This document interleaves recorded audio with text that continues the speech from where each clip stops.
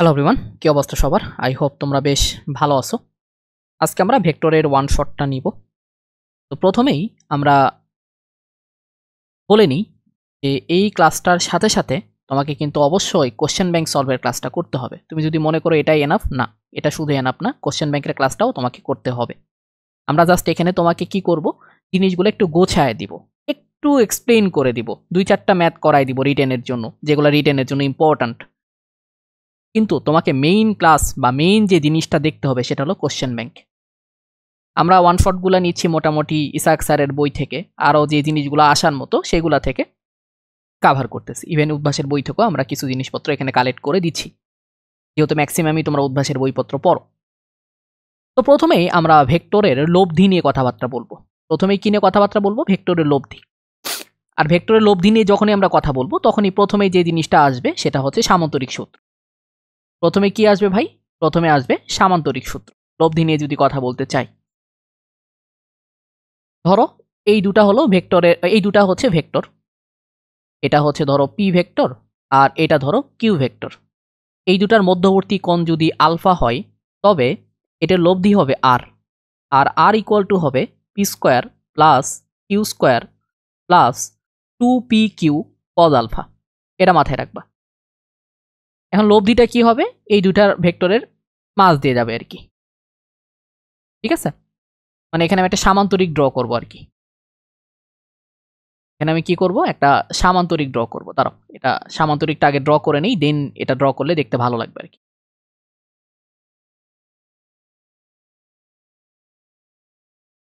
যদিও সামান্তরিক ভালো মতো হয় নাই। এইটা হচ্ছে লব্ধি, আর মানে এই সামান্তরিকের যে কর্ণটা এটা হচ্ছে এখানে লব্ধি। আর এখানে এই যে লব্ধিটা যদি পি ভেক্টরের সাথে থিটা কোণ তৈরি করে, দেখো এই লব্ধিটা যদি পি ভেক্টরের সাথে থিটা কোণ তৈরি করে তাহলে আমরা কিভাবে লিখব? যদি পি ভেক্টরের সাথে থিটা কোণ তৈরি করে তাহলে আমি এখান থেকে লিখব ট্যান থিটা ইকুয়াল টু, যার সাথে কোণ তৈরি করে নাই সেইটা সাইন আলফা, আলফা হচ্ছে পি ভেক্টর এবং কিউ ভেক্টরের মধ্যবর্তী কোণ, ডিভাইডেড যার সাথে কোণ তৈরি করছে সেইটা প্লাস যার সাথে কোণ তৈরি করে নাই কজ আলফা। এই থিটা হচ্ছে তোমার লব্ধি ভেক্টর পি ভেক্টরের সাথে কত কোণ তৈরি করছে সেইটা। এখন দেখো কয়েকটা স্পেশাল কেস আমরা দেখি, সেটা হচ্ছে এরকম, যদি আলফা ইকুয়াল টু 0 ডিগ্রি হয় তবে আর ইকুয়াল টু হবে পি প্লাস কিউ। তোমরা জানো কিভাবে আসে এটা। আর আলফা ইকুয়াল টু যদি তোমার 180 ডিগ্রি হয় তাহলে সেক্ষেত্রে লব্ধি হবে পি মাইনাস কিউব। আমি এখানে ধরে নিলাম যে পি ইজ গ্রেটার কিউ। আর আলফা ইকুয়াল টু যদি 90 ডিগ্রি হয় তবে আর ইকুয়াল টু হবে এখানে P square plus Q square. এই যে এইটা, এটাকে বলা হয় আর ম্যাক্সিমাম, আর ম্যাক্সিমাম, আর এটাকে বলা হয় আর মিনিমাম। তো আর ম্যাক্সিমাম কখন হবে? যখন দুইটা ভেক্টর একই দিকে কাজ করবে, অর্থাৎ তাদের মধ্যবর্তী কোণ 0 ডিগ্রি হবে। আর মিনিমাম কখন হবে? যখন দুইটা ভেক্টর পরস্পর বিপরীত দিকে কাজ করবে, অর্থাৎ তাদের মধ্যবর্তী কোণ 180 ডিগ্রি হবে। হ্যালো এভরিওয়ান, কি অবস্থা? আই হোপ তোমরা বেশ ভালো আছো। আমাদের ভার্সিটি ক্র্যাকার্স যে কোর্সটা আছে, এই কোর্সটা নিয়ে একটু তোমাদের সাথে কথা বলি। আমাদের ভার্সিটি ক্র্যাকার্স কোর্সে আমরা কি কি পড়াচ্ছি সেটা একটু তোমাদের বলি। আমরা ভার্সিটি ক্র্যাকার্স কোর্সে উদ্ভাসের যে ভার্সিটি মাস্টার প্রশ্ন ব্যাংক আছে এইটার প্রত্যেকটা প্রবলেমের A to Z ধরে ধরে পড়াচ্ছি। আর এই কোর্সে আর একটা তোমার হচ্ছে ইন্টারেস্টিং ফ্যাক্ট হচ্ছে, আমরা প্রত্যেকটা প্রবলেম ভার্সিটি প্রশ্ন মাস্টার প্রশ্ন ব্যাংকের প্রত্যেকটা প্রবলেম হ্যান্ড ক্যালকুলেশনে দেখাচ্ছি। আমরা ক্যালকুলেটর দিয়ে করাচ্ছি না, হ্যান্ড ক্যালকুলেশনে কীভাবে সলভ করা যায় সেই জিনিসটা তোমাদেরকে দেখাচ্ছি। সাথে আমরা ওয়ান শট ক্লাস দিচ্ছি। তোমরা এখন বর্তমানে ওয়ান শট ক্লাসটাই দেখতেছো। ওয়ান শট ক্লাস দিচ্ছি, সাথে সাথে তোমাদের হচ্ছে কোশ্চেন ব্যাংকের প্রত্যেকটা প্রবলেম সলভ করাচ্ছি। কেউ যদি ওয়ান শট এবং কোশ্চেন ব্যাংকের প্রত্যেকটা প্রবলেম সলভ করো, আই হোপ তোমাদের প্রিপারেশনটা খুব ভালো মতো হয়ে যাবে। এরপরে ঢাকা ভার্সিটি পরীক্ষার পরে আমরা যে কাজটা করব সেটা হচ্ছে তোমাদের সামনে কৃষি পরীক্ষা, আমরা কৃষি প্রশ্ন ব্যাংক ভালো মতো সলভ করাবো।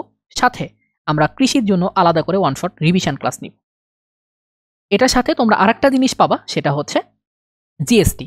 আমরা কিন্তু জিএসটির জন্য এই কোর্সটা লঞ্চ করছিলাম না, কারণ তোমাদের জিএসটি ভেঙে যাওয়ার একটা কথা ছিল। কিন্তু বর্তমানে যেহেতু জিএসটি আবার ব্যাক করতেছে, আমরা জিএসটি পর্যন্ত এই কোর্সটা রান করাবো। জিএসটি পরীক্ষার আগে আমরা আবার প্রত্যেকটা চ্যাপ্টারের উপরে ওয়ান শট ক্লাস নেওয়ার চেষ্টা করব। কোর্স ফি কত এটার ভাইয়া? কোর্স ফি হচ্ছে 1000 টাকা। কেউ যদি এই কোর্সে এনরোল করতে চাও তাহলে এই যে নাম্বারটা দেখতেছো এই নাম্বারে বিকাশ অথবা রকেটে তোমরা সেন্ড মানি করবা। সেন্ড মানি করে আমাদের পেজে অথবা আমাদের গ্রুপের মানে বুয়েট ক্র্যাকার্স গ্রুপের কোনো মডারেটর অথবা এই নাম্বারে তোমরা হোয়াটসঅ্যাপ করবা। করে তোমরা যে পেমেন্ট করছো বা সরি সেন্ড মানি করছো সেটার হচ্ছে স্ক্রিনশটটা পাঠাবা, তাহলেই তোমাকে এনরোল করে দেওয়া হবে। এখানে যা ক্লাস হবে সবগুলো হচ্ছে রেকর্ডেড, আর রেকর্ডেড ক্লাসগুলো তোমরা ফেসবুক এবং টেলিগ্রাম দুইটাতেই করতে পারবা। আর সাথে সাথে তোমাদের গাইডলাইন সেশন এবং সাজেশন তো থাকতেছেই। ওকে, দেখা হবে তাহলে তোমাদের সাথে ক্লাসে। আল্লাহ হাফেজ। এইখানে দেখো এই লব্ধির দিক নিয়ে এখানে একটা শর্টকাট দেওয়া হয়েছে, আশা করি তোমরা এটা বুঝে গেছো। এই পি এর সাথে যদি কোণ তৈরি করে তাহলে উপরে হবে কিউ সাইন আলফা, নিচে হবে P plus Q cos alpha. আর যদি কোণটা আমরা কিউ এর সাথে নেই তাহলে উপরে হবে পি সাইন আলফা আর নিচে হবে কিউ প্লাস পি মানে পি কজ আলফা। এটা একটু মাথায় রেখো। লব্ধির মান এবং লব্ধির দিক এই দুটা সম্পর্কে মোটামুটি তোমরা একটা আইডিয়া পেয়ে গেলা। এখন এই রিলেটেড প্রবলেম কিন্তু পরীক্ষায় আসার একটা ভালো রকমের একটা পসিবিলিটি আছে। এই রিলেটেড প্রবলেমগুলো পরীক্ষায় আসার খুব ভালো রকমের একটা পসিবিলিটি আছে, এটা একটু মাথায় রেখো। ঠিক আছে, ওকে। মানে এই সূত্রটা খুব ভালো মতো মানে জেনে রেখো। এই প্রশ্নটা তোমাদের ঢাবি রিটেনে হয়তো আসবে না, কারণ ঢাবি রিটেন একটু কঠিন টাইপের প্রশ্ন করার ট্রাই করে। বাট এইবার যেহেতু খুলনা এবং জগন্নাথ ইউনিভার্সিটি তোমার রিটেন নিচ্ছে, এই টাইপের প্রশ্নগুলো কিন্তু আসতে পারে। এরা কিন্তু এমসিকিউতেও আসে। এই যে ঢাকা ইউনিভার্সিটি 18-19 এটা এমসিকিউতে আসছে, তো এটা যে রিটেনে আসবে না এটা কিন্তু ঠিক না। দুটি সমমানের ভেক্টর একটি বিন্দুতে ক্রিয়াশীল, মানে দুইটা সমমানের ভেক্টর, তার মানে কি পি ভেক্টর এবং কিউ ভেক্টর দুটার মানে হচ্ছে সমান। এদের লব্ধির মান যে কোনো একটি ভেক্টরের সমান, মানে বুঝতেই পারতেছো যে লব্ধির মানটাও কি সমান। মানে এখানে আলটিমেটলি বলতে পারবা যে তুমি পি ভেক্টরের মান, কিউ ভেক্টরের মান এবং লব্ধি ভেক্টরের মানটা সমান। তারপরে বলছে ভেক্টর দুটির মধ্যবর্তী কোণের মান কত। তাহলে দেখো আমরা লব্ধি সমান কি জানি, আচ্ছা আর সমান আমি কি জানি দেখো, P square plus Q square plus 2p Q cos alpha. মধ্যবর্তী কোণ বের করতে বলছে, মানে আলফা বের করতে বলছে। তুমি দেখো সবগুলা যেহেতু সমান তাহলে সবগুলার জায়গায় আমি পি বসাবো, স্কোয়ার করে দিই। কিউ এর জায়গায় আমি কি বসাবো, পি বসাবো। এটা কি 2p স্কোয়ার কজ আলফা। দেখো তুমি এখানে পি স্কোয়ার থাকবে, এখানে 2p স্কোয়ার তুমি কমন নাও, কমন নিলে কি থাকবে 1 প্লাস কজ আলফা। আলটিমেটলি এখানে কজ আলফা ইকুয়াল টু কি লেখা যায় -হাফ। দুই পাশ থেকে তুমি কি করো পি স্কোয়ার তুলে দাও, তারপরে তুমি যোগ বিয়োগ করো, কজ আলফা ইকুয়াল টু আসে -হাফ। আর কজ আলফা যদি -হাফ আসে ভাইয়া, তাহলে এখান থেকে তুমি বলতে পারবা আলফা ইকুয়াল টু 120 ডিগ্রি। এটার অ্যান্সার একদম ঠাড়া মুখস্থ করে রাখবা। এটার অ্যান্সার কি করবা, একদম ঠাড়া মুখস্থ করে রাখবা। তার কারণ হচ্ছে এইটা এমসিকিউতে অনেক ইউনিভার্সিটিতে আসতে পারে, এটা রিটেনেও আসতে পারে, এটা এমসিকিউতেও কিন্তু আসতে পারে। আর এখান থেকে মানে এই যে তোমার ভেক্টরের লব্ধি রিলেটেড যে প্রবলেমগুলো, এটা কিন্তু আমি ক্লাসে কোশ্চেন ব্যাংক সলভিং ক্লাসে অনেক ভালো মতো পড়াইছি, ওইগুলোও কিন্তু ভালো মতো দেখবা। গত কয়েক বছর আগে জিএসটিতে একটা প্রশ্ন দিছিল এমসিকিউতে, ওই প্রশ্নটা কিন্তু রিটেনে আসার মতো একটা প্রশ্ন, অনেক বড় একটা প্রশ্ন দিয়েছিল, ওইটা একটু ভালো মতো দেখবা। মোস্ট প্রবলি এগ্রিকালচার 22-23-এ। এখন আসো ভেক্টরের উপাংশ। এই উপাংশ পড়ার আগে আমরা প্রথমেই লন রোলার নিয়ে একটু কথাবার্তা বলি, যে লন রোলার জিনিসটা কি, এটা ঠেলা সহজ নাকি টানা সহজ। শোনো, তোমরা যারা লন রোলার বুঝতেছো না, তোমরা ওই যে ট্রলি ব্যাগগুলো আছে না, যে ব্যাগগুলো তোমরা হচ্ছে ধরো যে কাপড় চোপড় বহন করার জন্য ট্যুরে যাওয়ার জন্য নিয়ে যাওয়ার কি, ওই ব্যাগটা কল্পনা করো। তো ওই ব্যাগে একটা হাতল থাকে, তুমি সবসময় দেখবা তুমি কিন্তু হাতলকে কি করো না, ঠেলো না, সবসময় কি করো, টানো। তার মানে কি টানাটা সহজ বলেই তুমি টানো। এখন তুমি যেহেতু সায়েন্সের স্টুডেন্ট, তুমি যদি বলো যে ভাই আচ্ছা আমি জানি যে টানলে মানে আমি তো সবসময় টানছি তার মানে টানা সহজ, এটা বললে তো হবে না, তোমাকে ম্যাথমেটিক্যালি জিনিসটা কি করতে হবে, বুঝাইতে হবে। তো চলো আমরা বুঝাই। কেমনে বুঝাবো চলো। ধরো প্রথমে আমরা কি করতেছি, ঠেলার কন্ডিশনটা চিন্তা করতেছি। ঠেলা মানে কি, তুমি ফোর্সটা এইভাবে দিচ্ছ, তাই তো, তুমি ঠেলতেছো। ঠেলা মানে কি, ফোর্সটা কিভাবে দিচ্ছ, এইভাবে দিচ্ছ। আমি প্রথমে লিখে নিই এটা ঠেলার কন্ডিশনটা, মানে লন রোলারকে তুমি ঠেলতেছো। এখান থেকে একটু ভালো মতো দেখবে, এখান থেকে কিন্তু ম্যাথও আসতে পারে, এমসিকিউ আসতে পারে, রিটেনও আসতে পারে, বলা যায় না। ঠেলার কন্ডিশন যেটা, এটা এইরকম করে তুমি ঠেলতেছো, তার মানে ফোর্সটা এই বরাবর। আর এই যে ব্যাগের যে ওজনটা, এই ওজনটা কোন বরাবর বলো তো ভাইয়া, এই যে ওজনটা এই বরাবর, খাড়া নিচের দিকে। অলওয়েজ এটা হচ্ছে mg। এখন খেয়াল করো, আমি এই ফোর্সটাকে এক কাজ করে বর্ধিত করে দিই, এটা আনুভূমিক টেনে দাও আর এইটাকে বর্ধিত করে দাও, এই ফোর্সটাকে বর্ধিত করে দিলা, তাহলে এইটা হচ্ছে তোমার এফ, মানে যেই বল দিয়ে তুমি ঠেলতেছো, ঠিক আছে। আর এটা হচ্ছে ওজন mg। তাহলে এখন খেয়াল করো তো, আনুভূমিকের সাথে যদি এই কোণটা থেটা হয়, আমি ধরে নিছি কোণটা আনুভূমিকের সাথে, এটা উলম্ব দেওয়া থাকতে পারে, তোমাকে তখন সেই হিসেবে কাজ করতে হবে। এই আনুভূমিকের সাথে কোণটা যদি থেটা হয়, তাহলে আমি এইটাকে কি করব, উপাংশে ভাগ করে দিব, লম্ব উপাংশে ভাগ করে দিব। তাহলে এফ এর দুইটা উপাংশ হবে, একটা হবে এই যে যার সাথে কোণ সেই বরাবর হলো কজ উপাংশ, এফ কস থেটা। তাহলে এই বরাবর কি হবে, এইটা হবে এফ সাইন থেটা। তো আগে লন রোলার তুমি যখন তুমি ঠেলতেছিল না অথবা টানতেছিল না, তখন ওজন ছিল কি mg। এখন যখন তুমি ঠেলতেছ তখন আপাত ওজন কি হচ্ছে দেখো তো, এখন আপাত ওজন হচ্ছে তোমার mg plus F sine theta, এইটা এখন আপাত ওজন।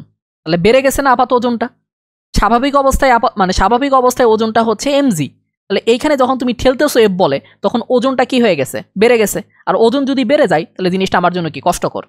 তাহলে এখানে কি পরিমাণ বাড়ছে দেখো, তুমি যদি ঠেলো তাহলে সেক্ষেত্রে কি পরিমাণ তোমার ওজন বাড়তেছে, এই যে এফ সাইন থিটা পরিমাণ ওজন বাড়তেছে। এটাটা হচ্ছে আনুভূমিকের সাথে উৎপন্ন কোণ, এটা মাথায় রাখবা। এখন আসো আমরা টানা কন্ডিশন যেটা, সেটা একটু মানে বোঝার ট্রাই করি। টানা জিনিসটা কি, তাহলে এখানে যখন তুমি টানবা, টানার ক্ষেত্রে দেখো যে তোমার এই জিনিসটা এখানে রাখো, তাহলে ফোর্স যেহেতু তুমি টানতেছো তাহলে ফোর্সটা কি বরাবর দিচ্ছ, এই বরাবর দিচ্ছ, তাহলে এইটা আমার আনুভূমিক, ওজন খাড়া নিচের দিকে কাজ করে। তাহলে এখন খেয়াল করো, এখানে আমি এটাকে বর্ধিত করে দিই, তাহলে যেহেতু তুমি টানতেছো তার মানে ফোর্সটা কি বাবা এইটা, আর আনুভূমিকের সাথে কোনটা হচ্ছে থেটা। তাহলে এখন এই এফকে দুইটা উপাংশে ভাগ করে দাও, একটা হচ্ছে এফ কস থেটা আর একটা হচ্ছে এফ সাইন থেটা, এই বরাবর। আর এমডি কোন বরাবর, এই বরাবর। তাহলে টানার সময় আপাত ওজনটা কত, এখানে আপাত ওজন হচ্ছে তোমার mg মাইনাস হচ্ছে এফ সাইন থেটা, এটা মাথায় রেখো। তাহলে এখানে আমার ওজনটা কি কমতেছে, কি পরিমাণ কমতেছে, এফ সাইন থেটা পরিমাণ কমতেছে। এই জন্য ঠেলার থেকে তোমার টানাটা হচ্ছে সহজ। এটা লন রোলার না বলে ট্রলি ব্যাগের কথা তোমার বলতে পারে। তো ট্রলি ব্যাগের কথা তোমার যদি বলে তাহলে সেক্ষেত্রে তোমার অ্যান্সার কিন্তু এটাই হবে।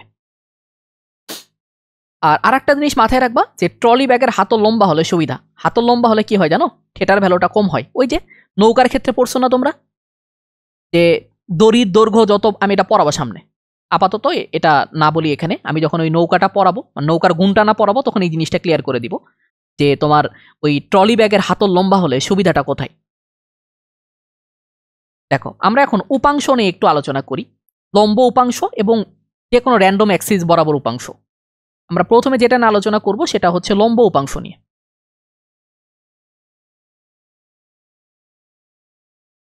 আমরা প্রথমে কি নিয়ে আলোচনা করব, প্রথমে আলোচনা করব লম্ব উপাংশ নিয়ে।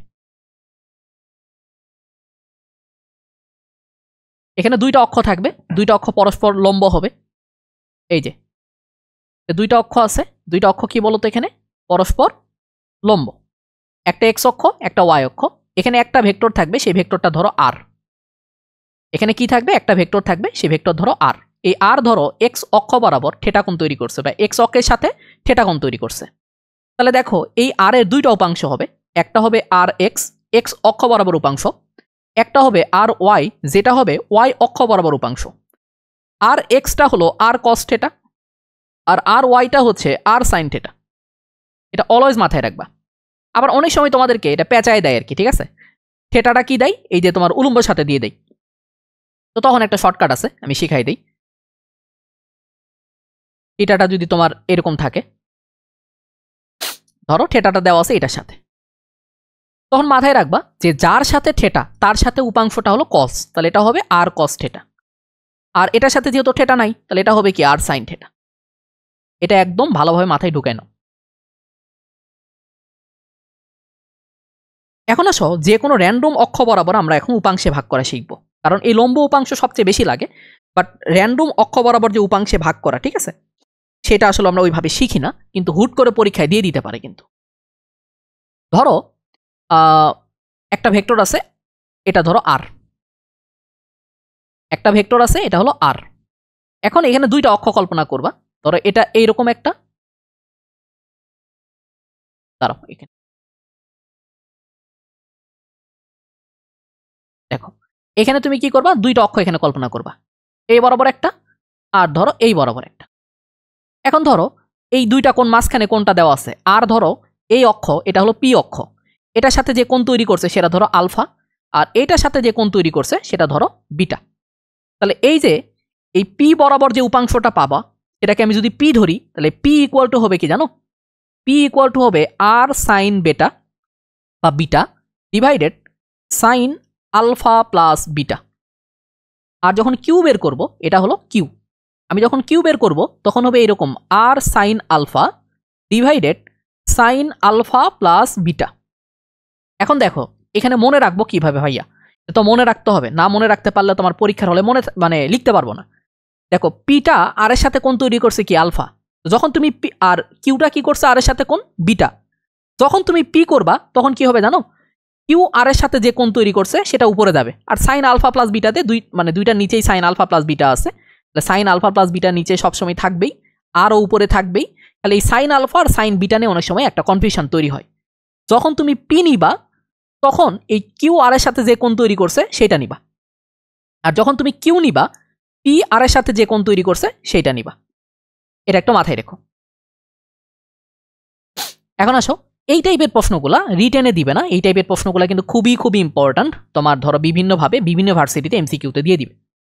একটি কাঠের খণ্ডকে আনুভূমিকের সাথে 60 ডিগ্রি কোণে 200 নিউটন বল দ্বারা টানা হচ্ছে, বস্তুটির উপর আনুভূমিকের দিকে কার্যকরী বল কত?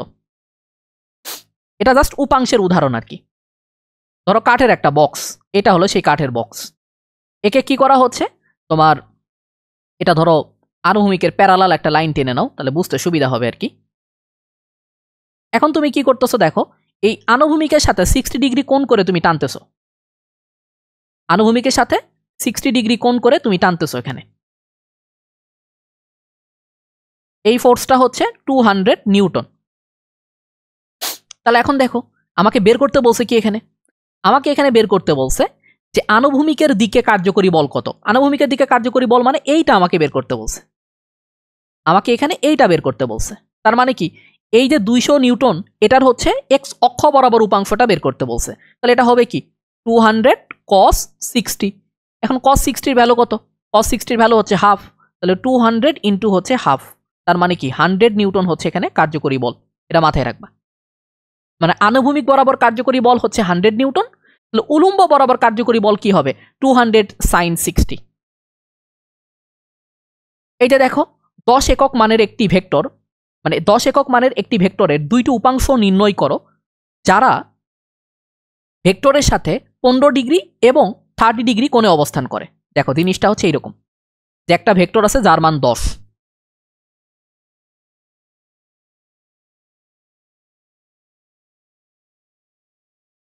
দেখো তাহলে এই যে ভেক্টরটা এটা ধরো আর, এটার মান দেওয়া আছে কত 10 ইউনিট।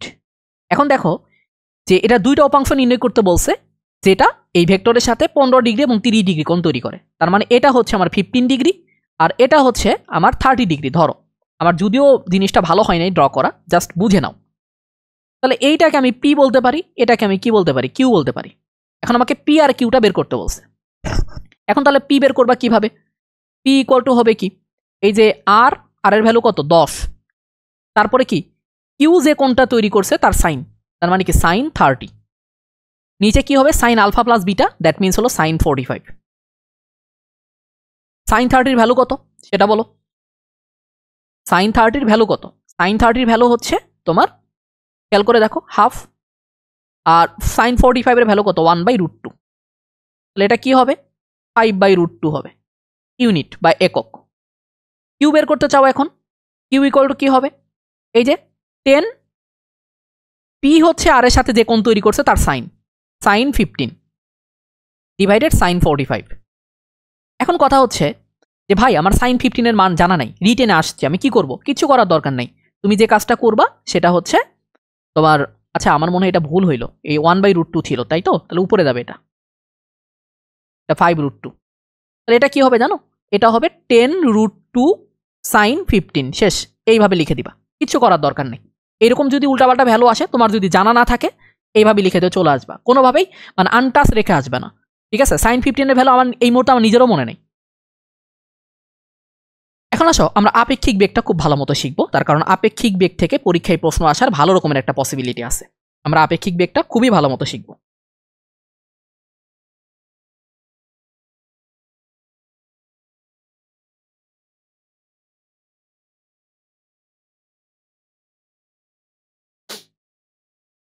দেখো, আপেক্ষিক বেগটা ভালো মতো শিখতে হবে এই সেন্সে যে আপেক্ষিক বেগ থেকে ভালো রকমের প্রশ্ন আসতে পারে আর কি।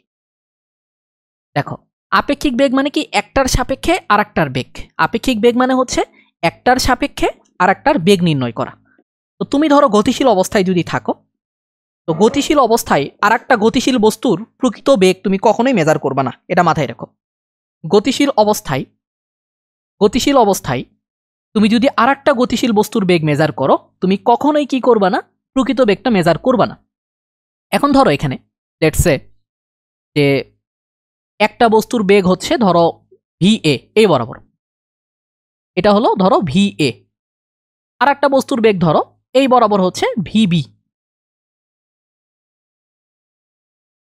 ঠিক আছে?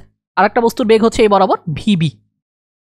এখন তুমি চাইতেছো যে B এর সাপেক্ষে A এর আপেক্ষিক বেগ বের করব।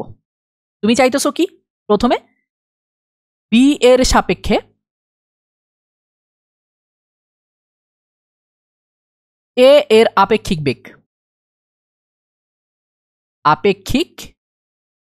বেগ নির্ণয়, এটা করতে চাচ্ছ। তো যখনই তুমি আপেক্ষিক বেগ নির্ণয় করতে যাবা, এটার থিওরিটা ভালো মতো বুঝবা। যার সাপেক্ষে বলবে তাকে 180 ডিগ্রি কোণে তোমাকে ঘুরাইতে হবে। এই কোণটা ধরো আলফা, যার সাপেক্ষে বলবে তাকে 180 ডিগ্রি কোণে ঘুরাতে হবে। তার মানে কি? এই ভিবিটাকে তুমি ঘুরাই দাও, তাহলে এটা কি? Minus VB. এটা কি বলতো? মাইনাস ভিবি, যেহেতু তুমি কি করছো? বিপরীত ভেক্টর নিছো বিবি এর। এখন দেখো, এই মাইনাস ভিবি এবং VA এই দুটার যে লব্ধি হবে, এটা যদি আলফা হয় তাহলে এটা হবে কি 180 মাইনাস আলফা। এখন এই যে মাইনাস ভিবি এবং VA এটার যে লব্ধিটা হবে, সেটাই হবে B এর সাপেক্ষে A এর আপেক্ষিক বেগ। এটাই হবে কি বলতো? B এর সাপেক্ষে A এর আপেক্ষিক বেগ। এটা আমি আরেকটু ক্লিয়ার করে তোমাদেরকে বলি। প্রথমে কি করবা? তুমি আইডেন্টিফাই করবা কার আপেক্ষিক বেগ বের করতে হবে আর কার সাপেক্ষে করতে হবে, এটা মাথায় রাখবা, ঠিক আছে? কার আপেক্ষিক বেগ বের করতে হবে আর কার সাপেক্ষে বের করতে হবে, এটাকে বলা হয় হচ্ছে VAB, মানে B এর সাপেক্ষে A এর আপেক্ষিক বেগ। প্রথমে আইডেন্টিফাই করবা কার আপেক্ষিক বেগ বের করতে হবে, কার সাপেক্ষে করতে হবে। যার সাপেক্ষে করতে হবে তাকে 180 ডিগ্রি কোণে ঘুরাই দিবা। দেওয়ার পরে যে নেগেটিভ ভেক্টরটা পাবা, সেই ভেক্টর এবং যার আপেক্ষিক বেগ বের করতে হবে, সেই দুইটা ভেক্টরের তুমি লব্ধি নিবা। এই লব্ধিটাই হচ্ছে তোমার কাঙ্ক্ষিত আপেক্ষিক বেগ। তাহলে এইখানে আমি VAB সমান কি লিখতে পারি? দেখো তো, VAB সমান লিখতে পারি V এর উপরে স্কোয়ার। এই মাইনাস ভিবির মানও যা, ভিবির মানও কিন্তু সেম। তাহলে কি? ভিবির উপরে square plus 2VA VB cos 180 minus alpha. তাহলে এইটাকে আমি যদি আরো সাজায় লিখি, তাহলে আমি এভাবে লিখতে পারবো V এর উপরে স্কোয়ার প্লাস ভিবির উপরে square minus 2VA VB cos alpha. 180 minus alpha করলে সেকেন্ড কোয়াড্রেন্টে কসটা নেগেটিভ হয়, এটা মোটামুটি তোমরা সবাই জানো। তো আপেক্ষিক বেগটা ভালো মতো কইরো, আপেক্ষিক বেগটা কিন্তু ভালো মতো পড়তে হবে তোমাদেরকে। এখন আসো আমরা ওই যে ইয়াটা একটু শেখাই, মানে ছাতা ধরা আর কি, মানে বৃষ্টি থেকে রক্ষা পাওয়ার জন্য কত ডিগ্রি কোণে ছাতা ধরতে হবে, এটা একটু ভালো মতো পড়াই আর কি। বৃষ্টি থেকে বাঁচার জন্য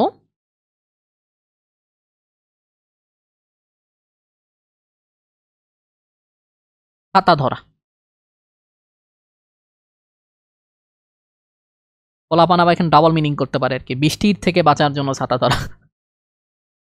আচ্ছা, যাই হোক, খেয়াল করো যে বৃষ্টি থেকে বাঁচার জন্য ছাতা ধরা, সেক্ষেত্রে এখানে আপেক্ষিক বেগটা তোমাকে ইউজ করতে হবে। কেন ইউজ করতে হবে দেখো, তুমি ধরো চিন্তা করে দেখো, বৃষ্টিটা কি খাড়া নিচের দিকে পড়বে, বৃষ্টি কি খাড়া নিচের দিকে পড়বে, তাহলে বৃষ্টির বেগ হচ্ছে এইটা, বৃষ্টির প্রকৃত বেগ হচ্ছে ভিআর। এখন ধরো তুমি কি করতেছো, হেঁটেও যেতে পারো, সাইকেলেও যেতে পারো, আবার তুমি দৌড়াও যেতে পারো, তার মানে মানুষের বেগটা হবে এরকম। মানুষের বেগ বলতে তোমার হাঁটার বেগও হইতে পারে, দৌড়ানোর বেগও হইতে পারে, আবার তোমার সাইকেলে চলার বেগও হইতে পারে।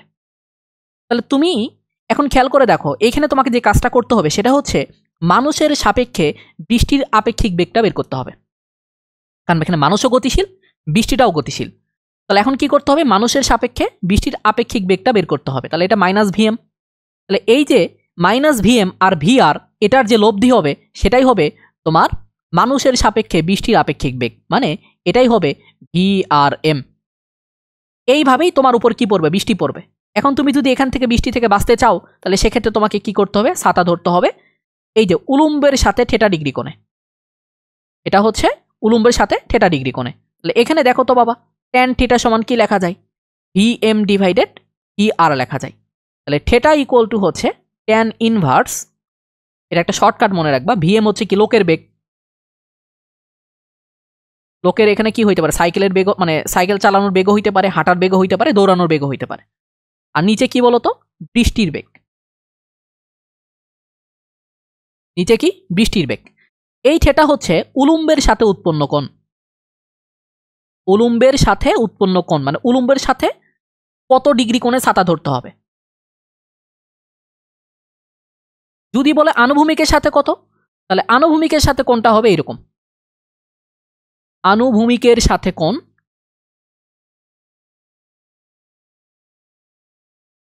এটা হবে 90 মাইনাস থেটা, এটাও মাথায় রেখো। যদি কখনো আনুভূমিকের সাথে উৎপন্ন কোণ বের করতে বলে তখন তোমাকে কি করতে হবে, 90 মাইনাস থেটা করতে হবে। এটা একদম ভালোভাবে মাথায় ঢুকাই নিবা। 10 মিটার পার সেকেন্ড বেগে একজন লোক দৌড়াচ্ছে এবং বৃষ্টি 6 মিটার পার সেকেন্ড বেগে খাড়া নিচের দিকে পড়ছে। লোকের কাছে বৃষ্টি কোন দিক থেকে আসছে বলে মনে হয়, দিকটা চাইছে, তার মানে কোনটা চাইছে। তাহলে তুমি কি করবা, এটা যদি রিটেনে আসে, একটু ভুজুং ভাজুং যদি ড্র করো তাহলে তোমাকে একটু জ্ঞানীগুণী মনে হইতে পারে।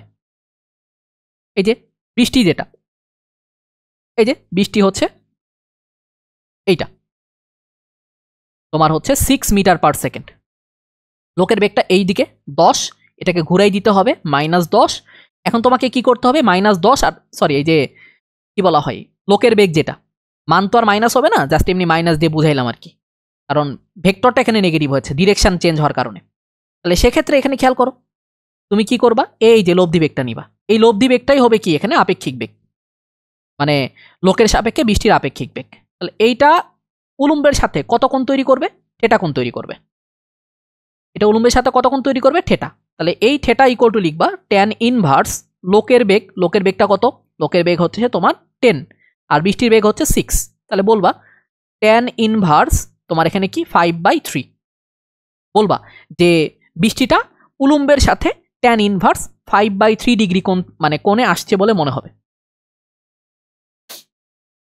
এই প্রশ্নটা দেখো, এই প্রশ্নটা তোমাদের বইয়ের একটা প্রশ্ন, আমার মনে হচ্ছে এই প্রশ্নটা তোমাদের ধরো ঢাকা ইউনিভার্সিটি রিটেনও দিতে পারে অথবা তোমার এমসিকিউতেও দিতে পারে। এটা ভালো একটা প্রশ্ন, আমির হোসেন স্যারের বইয়ের একটা প্রশ্ন, তো এটা একটু ভালো মতো দেখো, না হলে কিন্তু হুট করে পারবা না। বুঝতে পারছো, তোমরা তো আসলে এই বইয়ের জিনিসপত্র বাদ দিয়ে দুনিয়ার আজারে জিনিসপত্র পড়ো, কিন্তু বইয়ের জিনিসপত্র দিলে পারো না। আবার দেখো, ঘন্টায় 40 কিলোমিটার বেগে একটি গাড়ি পূর্ব দিকে চলমান, তাহলে গাড়ি যদি পূর্ব দিকে যায় তার মানে এই যে এই দিকে যাচ্ছে, এবং একটি ট্রাক 80 কিলোমিটার বেগে উত্তর দিকে ধাবমান। ভালো মতো খেয়াল করে দেখো,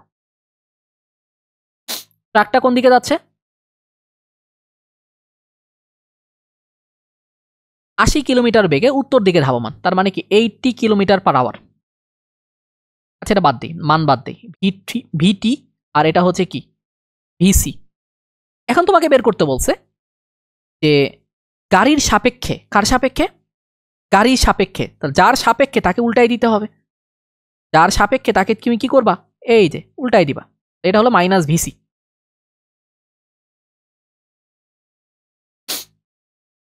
এটা হলো মাইনাস ভিসি। তাহলে এখন বলছে গাড়ির সাপেক্ষে ট্রাকের আপেক্ষিক বেগ বের করো, আপেক্ষিক বেগের মান এবং দিক নির্ণয় করো। তাহলে এখানে মাইনাস ভিসি আর ভিটির যে লব্ধিটা হবে সেটাই হবে কি আপেক্ষিক বেগটা, তাহলে এটা তাহলে এটাকে আমি বলতে পারি না যে, খেয়াল করে দেখো, এটাকে ভিটিসি আমি বলতে পারি কিনা সেটা বলো। এটাকে আমি বলতে পারি হচ্ছে ভিটিসি। তাহলে ভিটিসির মান এবং দিক নির্ণয় করতে বলছে আমাকে। ভিটিসির মানটা কি হবে? এটা হবে এরকম, ভিটির উপরে স্কোয়ার প্লাস ভিসির উপরে স্কোয়ার, কারণ মাইনাস ভিসির মানও যেটা, ভিসির মানও কি সেটা। তাহলে এই যে কোণটা, এই কোণটা কি 90 ডিগ্রি, বোঝাই যাচ্ছে। তাহলে এইখানে তুমি বলবা, মানে মানটা বের করে দেখাবা, ভিটির ভ্যালু কত ছিল, 80 কিলোমিটার পার আওয়ার, তার মানে 80-র উপরে স্কোয়ার, আর কারের মান ছিল 40-এর উপরে স্কোয়ার। তাহলে এটা যদি ক্যালকুলেট করো, দেখো ক্যালকুলেট করা যায় কিনা, আমরা একটু দেখি যে ক্যালকুলেট করা যায় কিনা। আচ্ছা, খেয়াল করো তো, 80-র উপর স্কোয়ার মানে কি 6400, আর 40-এর উপর স্কোয়ার মানে কি 1600। তার মানে এটাকে আমি এভাবে লিখতে পারি, 80 কে আবার এভাবে, মানে 8000 কে এভাবে লেখা যায় 5 ইন্টু 1600, 1600-কে রুট করলে কি হয় 40 ইন্টু √5 তোমার কিলোমিটার পার আওয়ার। এখন ডিরেকশন বের করতে হবে। আমি ধরলাম যে এইটা ডিরেকশন তুমি উলম্বের সাথে নিবা নাকি কি করবা। তাহলে এই দিকটা, এটা যদি পূর্ব দিক হয়, এটা যদি পূর্ব হয়, তাহলে এটা কি পশ্চিম। আমি ধরলাম যে পশ্চিম দিকের সাথে সে থিটা ডিগ্রি কোণ তৈরি করছে, ধরলাম যে পশ্চিম দিকের সাথে কি করছে, থিটা ডিগ্রি কোণ তৈরি করছে। তাহলে আমি এখান থেকে বলতে পারি যে theta equal to tan inverse, দেখো থিটা ইকুয়াল টু কি বলতো, tan ইনভার্স, তারপরে কি তোমার ভিটি ডিভাইডেড ভিসি। ভিটির ভ্যালু কত 80, আর ভিসির ভ্যালু কত 40, তার মানে কি tan ইনভার্স 2। বলবা এটা হলো পশ্চিম দিকের সাথে উৎপন্ন কোণ, পশ্চিম দিকের সাথে উৎপন্ন কোণ। এখন তুমি বলবা যে পশ্চিম দিকের সাথে tan ইনভার্স 2 ডিগ্রি কোণে সে কি করবে, তোমার যাবে আর কি। এখন হচ্ছে অবস্থান ভেক্টর। অবস্থান ভেক্টর সম্পর্কে তোমরা মোটামুটি জানো, তারপরও যদি কেউ ভুলে যায়, এটার জন্য এই ম্যাথটা এখানে রাখছি। আমি এখানে কোনো থিওরি পড়াবো না, সিম্পল ম্যাথটা পড়াবো। যদি স্থানাঙ্ক দেওয়া থাকে, অবস্থান ভেক্টর বের করতে বলে, ধরো দেখো 1 নাম্বার বলছে কি, এখানে বলছে স্থানাঙ্ক দেওয়া আছে, অবস্থান ভেক্টর বের করো। তাহলে পি বিন্দু স্থানাঙ্ক দেওয়া আছে, তার মানে পি বিন্দুর অবস্থান ভেক্টর হবে ওপি। ওপি ভেক্টর কি হবে, এই যে 2i cap minus 3j cap plus 4k cap. এখন দেখো, এটা কিউ বিন্দু দেওয়া আছে, এটা আর বিন্দু দেওয়া আছে, তাহলে কিউ এবং আর এর সংযোগকারী সরলরেখা, মানে সংযোগকারী যে রেখা, এটা হবে কি কিউ আর। এখন এই কিউ আর ভেক্টরটা তোমাকে এখানে নির্ণয় করতে বলছে।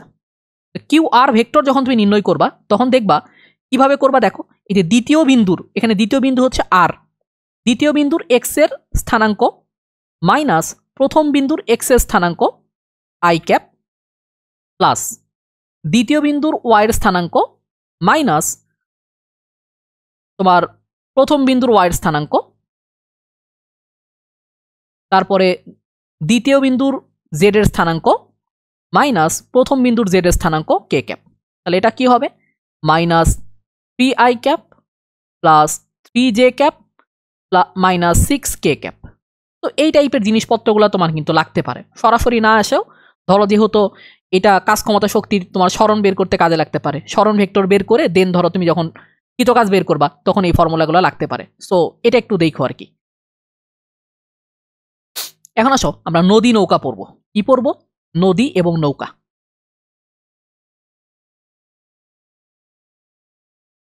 নদী ও নৌকা।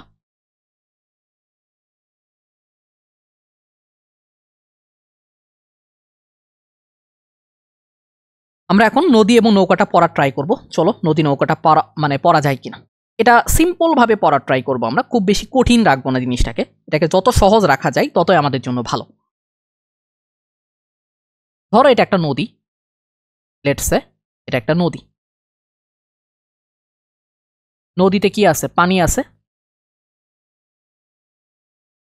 এইখানে তোমার স্রোতের বেগ হচ্ছে ইউ, ঠিক আছে, এখানে স্রোতের বেগ হচ্ছে ইউ, ধরো এই বরাবর এটা হলো স্রোতের বেগ ইউ, আর ধরো এইটা হলো নৌকার বেগ, আর ধরো এইটা হচ্ছে লব্ধি বেগ।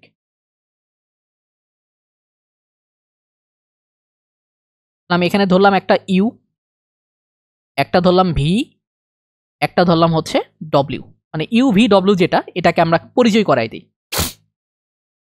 এই ইউটা হচ্ছে স্রোতের বেগ, মাথায় রাখবা। এই ইউটা হচ্ছে স্রোতের বেগ, আর ভিটা হচ্ছে সাঁতারুর বেগ অথবা তোমার ওই যে জাহাজের বেগ যাই বলো, সাঁতারুর বেগ। আর ডব্লিউটা হচ্ছে এখানে লব্ধি বেগ। আমরা প্রথমে কি কাজ করবো জানো?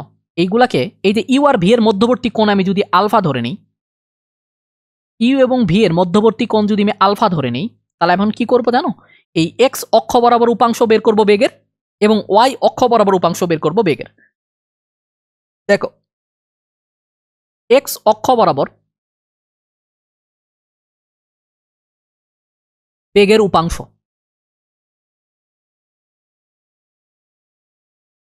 ইউ দেখো ইউটা কি করছে, এক্স অক্ষের সাথে উৎপন্ন কোণ কি 0 ডিগ্রি, তার মানে কি U cos 0 plus V cos alpha.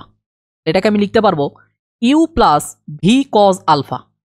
এটা হলো এক্স অক্ষ বরাবর উপাংশ তথা আনুভূমিক উপাংশ। এখন আমি কি করব, ওয়াই অক্ষ বরাবর তথা উলম্ব উপাংশটা বের করব। ওয়াই অক্ষ বরাবর বেগের উপাংশ, এটা কি হবে, U sine 0 plus V sine alpha. U sine 0 value হচ্ছে তোমার 0, এখানে শুধু তাহলে কি থাকবে, ভি সাইন আলফা থাকবে, এটা মাথায় রাখবা। এখন ধরো এই নদীর প্রস্থ যেটা, সেটা হলো ডি। নদীর প্রস্থ হচ্ছে এখানে ডি।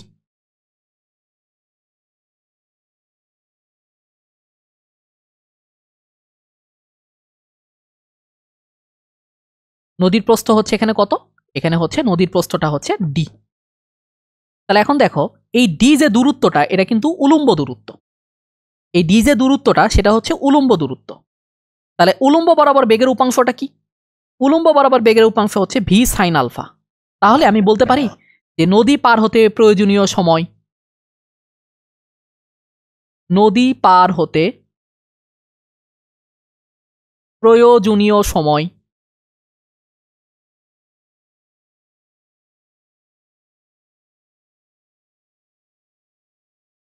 টি ইকুয়াল টু হবে, এই ডি যেহেতু উলম্ব দূরত্ব, তাহলে কোন বেগ দিয়ে ভাগ করবা, বেগের হচ্ছে উলম্ব উপাংশ দিয়ে ভাগ করবা, এটা মাথায় রাখবা।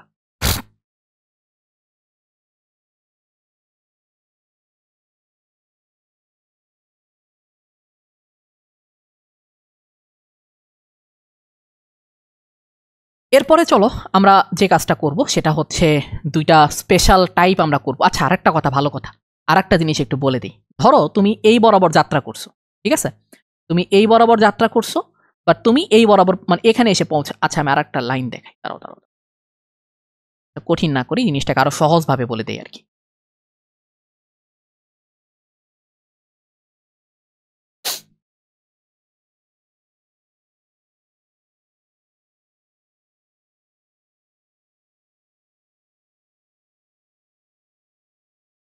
ধরো তোমার এই জিনিসটা হচ্ছে এরকম, ধরো এটা নদী, ঠিক আছে, এটা নদী, খেয়াল করো, তুমি কি করলা যে এখানে ধরো স্রোতটা হচ্ছে এই বরাবর, তুমি ধরো এই বরাবর যাত্রা করলা, বাট তুমি পৌঁছাইলা হচ্ছে এই এখানে গিয়ে, তাই তো? তুমি এখান থেকে যাত্রা করে এইখানে গিয়ে পৌঁছাইলা। তাহলে এখান থেকে যাত্রা করে এখানে গিয়ে যদি পৌঁছাও, খেয়াল করো, তুমি এখানে ছিলা, তুমি পৌঁছাইছো এইখানে, তার মানে তুমি এখানে একটা আনুভূমিক দূরত্ব অতিক্রম করছো। এই যে এই পরিমাণ আনুভূমিক দূরত্ব অতিক্রম করছো, দেখো এই পরিমাণ একটা আনুভূমিক দূরত্ব অতিক্রম করছো, এটাকে বলা হয় এক্স। আনুভূমিক দূরত্ব কিভাবে বের করবা? আনুভূমিক দূরত্ব এক্স ইকুয়াল টু কি হবে? এক্স ইকুয়াল টু হবে হচ্ছে এটা ভি, এটা ইউ, এটা কোণ হলো আলফা। আনুভূমিক দূরত্ব এক্স ইকুয়াল টু হবে বেগের আনুভূমিক উপাংশ U plus V cos alpha into হচ্ছে টি। আর টি সমান তুমি কি জানো? টি সমান তুমি জানো হচ্ছে টি বাই ভি সাইন আলফা। এখন আসো আমরা দুইটা কেস পড়বো, একটা হলো ন্যূনতম পথে নদী পার, আর একটা হলো ন্যূনতম সময়ে নদী পার। আমরা প্রথমেই যেটা পড়ব সেটা হচ্ছে ন্যূনতম পথে নদী পার। আমরা পড়ব হচ্ছে ন্যূনতম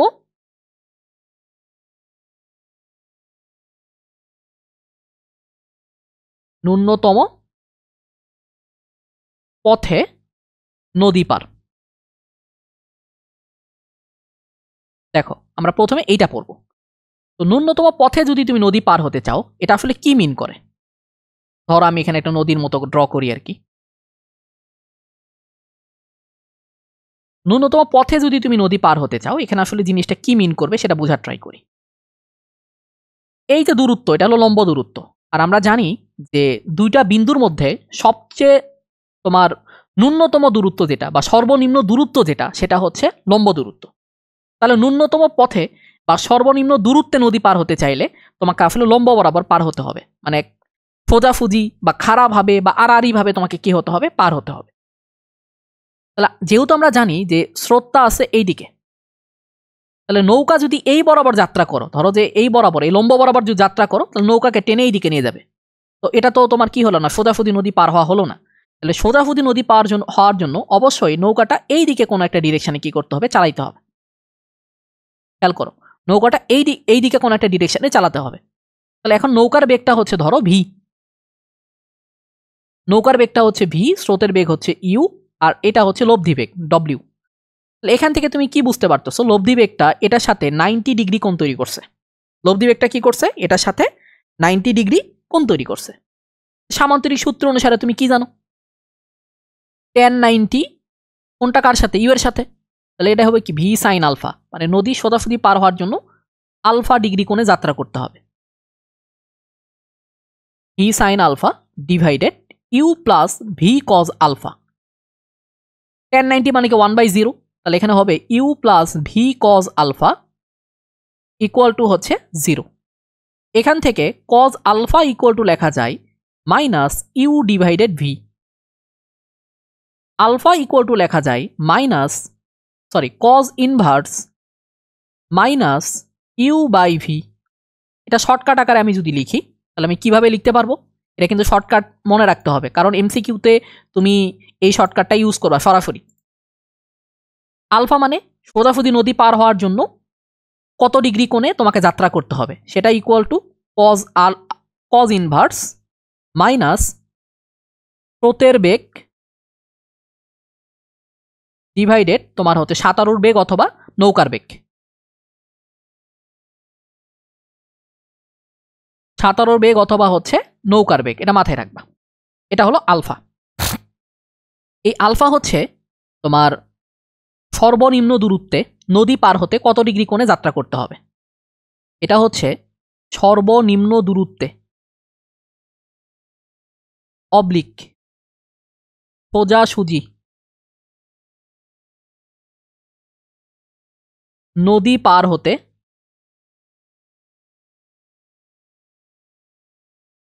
কত কোণে যাত্রা করতে হবে,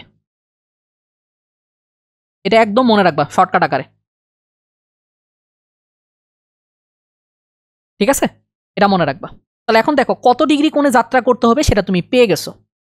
এখন এই ন্যূনতম পথে নদী পার হওয়ার জন্য প্রয়োজনীয় সময়, তাহলে টি ইকুয়াল টু হচ্ছে d divided V sine alpha. ন্যূনতম পথে নদী পার হওয়ার জন্য প্রয়োজনীয় সময়, এটা t equal to d by V sine alpha. এখন দেখো তো আমি কজ আলফার ভ্যালু জানি কোনটা। আচ্ছা অন্য একটা পেজ নেই, দাঁড়াও, অন্য একটা পেজ নিলে জিনিসটা ভালো দেখাবে আর কি, এখানে হিজিবিজি হয়ে যাচ্ছে।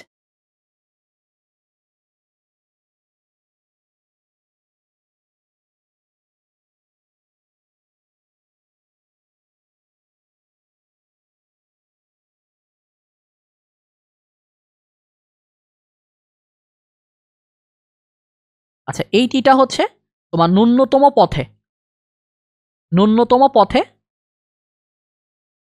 নদী পার হতে প্রয়োজনীয় সময়।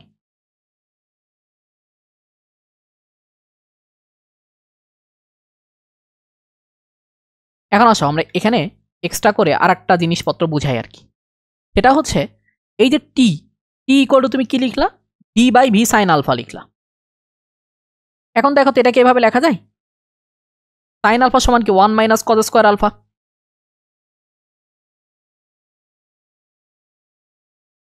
আর কজ আলফা সমান কি মাইনাস ইউ বাই ভি, তাহলে এটা কি হবে U square divided V square. Ultimately কি হবে এটা হবে D divided V square minus U square তার উপরে কি স্কোয়ার রুট। এটা হচ্ছে তোমার ন্যূনতম পথে বা সর্বনিম্ন দূরত্বে নদী পার হওয়ার জন্য প্রয়োজনীয় সময়ের সূত্র হচ্ছে এইটা, এটা মাথায় রাখবা। তাহলে এখানে আমি কি কি বের করছি, সময় বের করার ফর্মুলা বের করছি, কত ডিগ্রি কোণে তোমাকে যাত্রা করতে হবে সেটার ফর্মুলা বের করছি, কিন্তু লব্ধি বেগটা এখনো বের করিনি। লব্ধি বেগটা আমি বের করে ফেলি, চলো লব্ধি বেগটা বের করা তো আহামরি কোনো বিষয় না। যদি কখনো লব্ধি বেগের মানটা চাই তখন তো কিছু করতে পারবা না তুমি। লব্ধি বেগ ডব্লিউ ইকুয়াল টু কি লেখা যায়, ডব্লিউ ইকুয়াল টু লেখা যাবে ইউ এর উপরে স্কোয়ার প্লাস ভি এর উপরে square plus 2uv cos alpha. আর কজ আলফার ভ্যালু তুমি কি জানো, কজ আলফার ভ্যালু জানো হচ্ছে মাইনাস ইউ বাই ভি।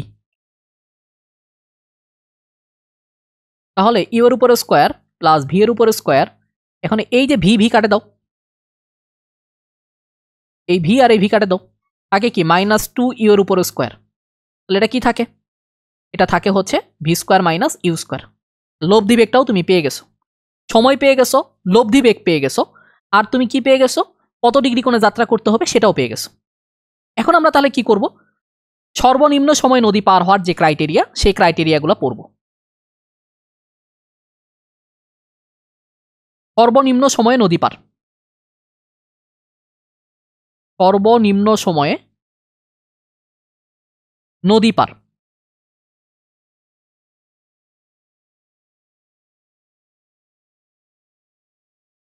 চলো সর্বনিম্ন সময়ে নদী পার হওয়ার শর্তগুলো দেখি।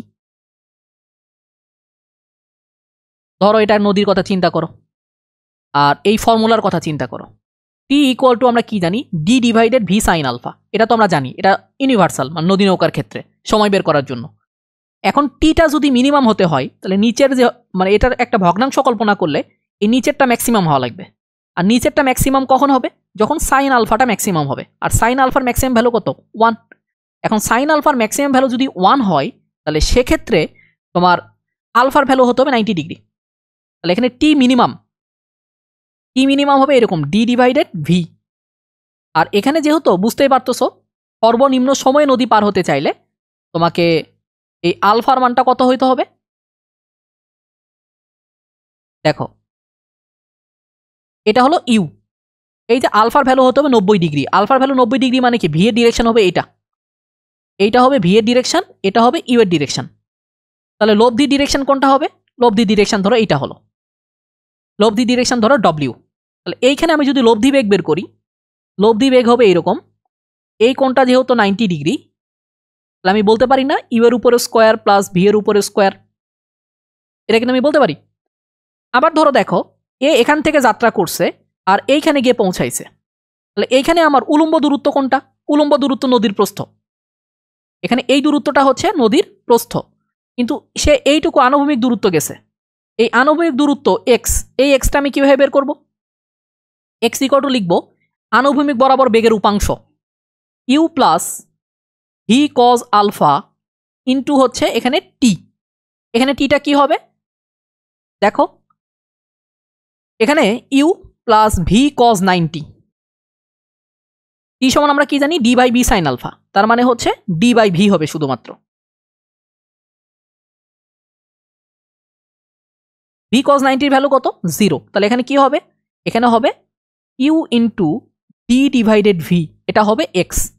আর আমি যদি বলি যে এই দূরত্বটা বের করো তাহলে পিথাগোরাস দিয়ে করতে পারবা, মানে এই দূরত্ব এই ডব্লু বরাবর এই ডিরেকশন বরাবর যে দূরত্ব অতিক্রম করছে এটা যদি বের করতে চাও, এই দূরত্বকে আমি যদি ধরো লেটস সে জেড যদি ধরি, তাহলে জেড ইকুয়াল টু তুমি আবার লিখতে পারবা হচ্ছে এরকম এক্স এর উপরে স্কোয়ার প্লাস ডির উপরে স্কোয়ার, এটা মাথায় রেখো।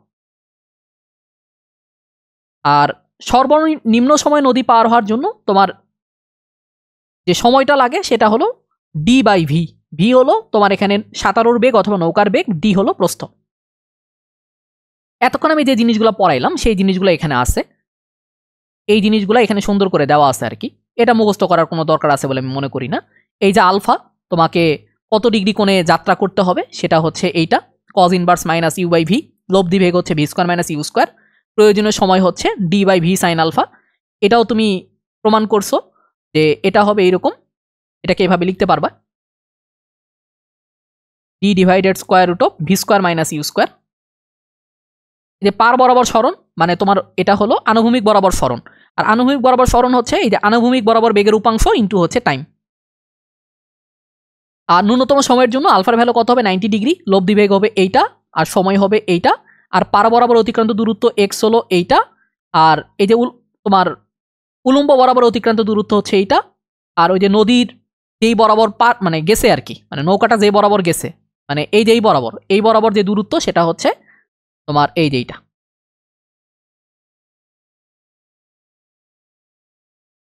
এইটুকু মনে রাখবা, এই আজাইরা এগুলা ফর্মুলা মুখস্থ করতে যাবা না, এগুলা ফর্মুলা মুখস্থ করতে গেলে তোমার দেখা যাবে অনেক সময় নষ্ট হয়ে যাবে। এইটুকুই নদী নৌকা, আমার মনে হয় এর বাইরে আসলে তোমার তেমন কিছু পড়ার দরকার নেই নদী নৌকা থেকে। এখন নদী নৌকা থেকে আমরা কিছু প্রশ্ন সলভ করব, চলো আমরা পারি কিনা দেখি নদী নৌকা থেকে।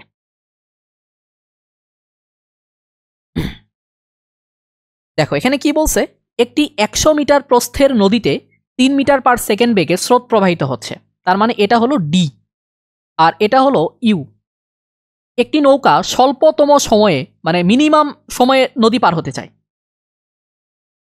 পাড়ি দেওয়ার জন্য রওনা করে, নৌকার অতিক্রান্ত দূরত্ব কত? এটা কিন্তু খুব ভালো একটা প্রশ্ন যে নৌকার অতিক্রান্ত দূরত্ব আসলে এখানে কত হবে, খেয়াল করে দেখো।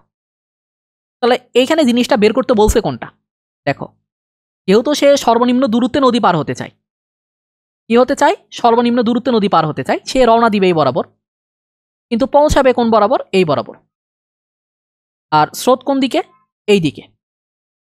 তাহলে সে আলটিমেটলি বের করতে বলছে যে এইটুকু দূরত্ব, মানে এই যে এই দূরত্বটা বের করতে বলছে। এই দূরত্ব বের করার জন্য তুমি কি করতে পারো, তুমি এই যে লব্ধি বেগটা বের করতে পারো, তাইলে এই লব্ধি বেগটা বের করতে পারো, আর লব্ধি বেগকে টাইম দিয়ে গুণ করলে তুমি এই দূরত্বটা পেয়ে যাবা, এটাও করতে পারো। আবার ইন্ডিভিজুয়ালি এইটা আর এই প্রস্থ যদি তোমার জানা আছে, ইন্ডিভিজুয়ালি এটা বের করে দেন পিথাগোরাস করেও তুমি এই দূরত্বটা বের করতে পারো। তো আমি যদি ধরো লব্ধি বেগ দিয়ে করি, লব্ধি বেগ এখানে কত হবে, লব্ধি বেগ হবে ইউ এর উপরে স্কোয়ার প্লাস ভি এর উপরে স্কোয়ার। তো এখানে ইউ এর উপর স্কোয়ার কত, 3 এর উপর স্কোয়ার মানে 9, আর 4 এর উপর স্কোয়ার মানে কি 16, তাহলে এই লব্ধি বেগ হচ্ছে 5। আর এখানে সময়টা কত লাগবে, সময়টা হচ্ছে এখানে টি মিনিমাম যেহেতু বলে দিছে ডি বাই ভি, ডি এর ভ্যালু কত 100, ভি এর ভ্যালু কত 4, তার মানে কত 25 সেকেন্ড। তাহলে এই যে টোটাল দূরত্ব, এই দূরত্বকে আমি যদি ধরো এস ধরি, মানে এই যে তোমার এই ইয়া বরাবর এই দূরত্বকে যদি এস ধরি, তাহলে এই এস ইকুয়াল টু হবে লব্ধি বেগ ইন্টু হচ্ছে টাইম। লব্ধি বেগ হচ্ছে এখানে কত 5 মিটার পার সেকেন্ড, আর টাইমটা হচ্ছে কত 25, দ্যাট মিনস হচ্ছে 125 মিটার, 125 মিটার। এই প্রশ্নটা ভালো মতো দেখো, ইসাক স্যারের বইয়ে এই প্রশ্নটাও ভালো মতো দেওয়া আছে। কোন একটি নদীতে একটি দাঁড়ের নৌকার বেগ স্রোতের অনুকূলে ঘন্টায় 18 কিলোমিটার আর প্রতিকূলে হচ্ছে এত কিলোমিটার। তার মানে দেখো সরাসরি নৌকার বেগও দেওয়া নাই, আবার তোমার হচ্ছিল স্রোতের বেগও দেওয়া নেই। তাহলে অনুকূলে মানে কি, স্রোতের বেগ নৌকার বেগ প্লাস হলো স্রোতের বেগ ইকুয়াল টু হচ্ছে 18, আর প্রতিকূলে মানে নৌকার বেগ মাইনাস স্রোতের বেগ ইকুয়াল টু হলো 6। এখানে তুমি যোগ করে দাও, যোগ করে দিলে কি থাকে 2v ইকুয়াল টু 24। এখান থেকে ভি এর ভ্যালু কত পাবা, ভি এর ভ্যালু পাবা হলো 12 কিলোমিটার পার আওয়ার। ভি যদি 12 হয় তাহলে অটোমেটিক্যালি ইউ এর ভ্যালু কত হবে 6 কিলোমিটার পার আওয়ার। ইউভি পেয়ে গেছো। নৌকাটিকে কোন দিকে চালনা করলে, মানে আলফাটা চাইছে, সোজা অপর পারে পৌঁছাবে, নৌকাটি কত বেগে চলবে। দেখো নৌকাটি কত বেগে চলবে মানে এটা লব্ধি বেগ চাইছে, এটা হলো লব্ধি বেগ চাইছে, আর সোজা অপর পারে পৌঁছাবে বলতে আলফাটা চাইছে। আমি যেহেতু সূত্র তোমাদেরকে পড়াইছি, তাহলে আলফা বের করবো কিভাবে, alpha equal to cos inverse এই যে মাইনাস স্রোতের বেগ, স্রোতের বেগটা কত 6, আর এখানে নৌকার বেগ কত 12, তাহলে কজ ইনভার্স মাইনাস হাফ, আর মাইনাস হাফ হলে কত হবে 120 ডিগ্রি। একটা উত্তর হয়ে গেছে। এখন বাকিটা চলো, নৌকাটি কত বেগে চলবে মানে লব্ধি বেগটা বের করতে বলছে। আমি কিন্তু ভাই ফর্মুলা এটা ডেরাইভ করে দেখাইছি, কেউ যদি ফর্মুলা মনে রাখতে পারো খুবই ভালো, আর মনে রাখতে না পারলে ডেরাইভ করে নিয়ে আসবা। এটা কি ছিল V square minus U square ছিল, তার মানে কি 12 এর উপর স্কোয়ার মানে কি 144 মাইনাস হলো 36, তাহলে এটা কত আসে দেখো তো।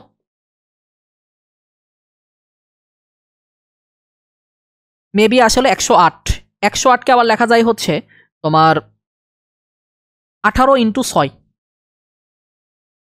না না না, দাঁড়াও দাঁড়াও, 108কে কিভাবে লিখবো, আমি লিখবো হচ্ছে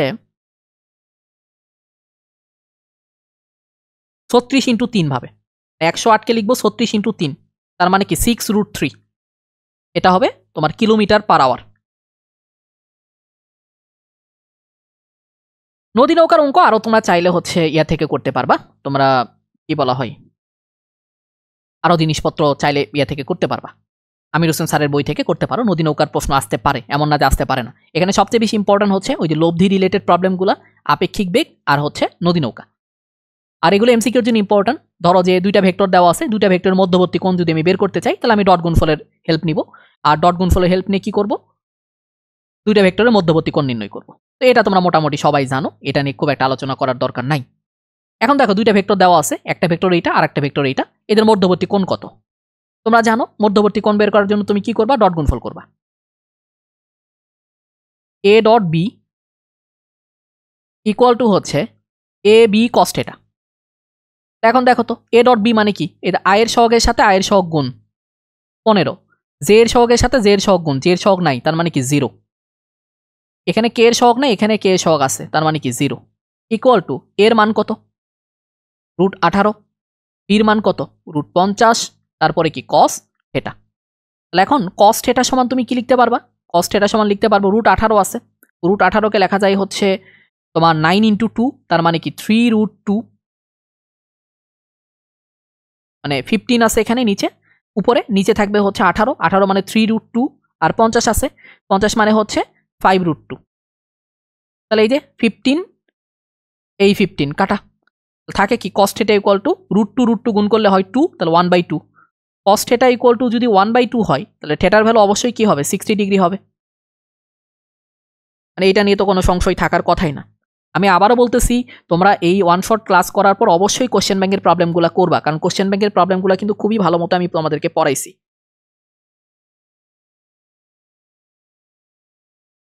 ওকে, তারপরে দেখো এই বলছে A dot B equal to A dot B এর মান equal to A cross B এর মান হলে এদের মধ্যবর্তী কোণ কত।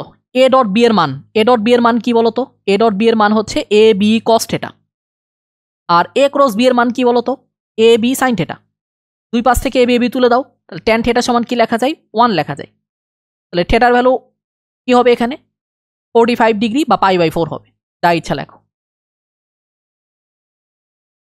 এই প্রশ্নটা ভেরি ভেরি ইম্পর্ট্যান্ট, এটা জগন্নাথ ইউনিভার্সিটি, খুলনা ইউনিভার্সিটি এগুলাতে তোমার রিটেনে আসতে পারে, আর এমসিকিউ তো মনে হয় 1000 বার আসছে, এটার উত্তর একদম মুখস্থ রাখবা।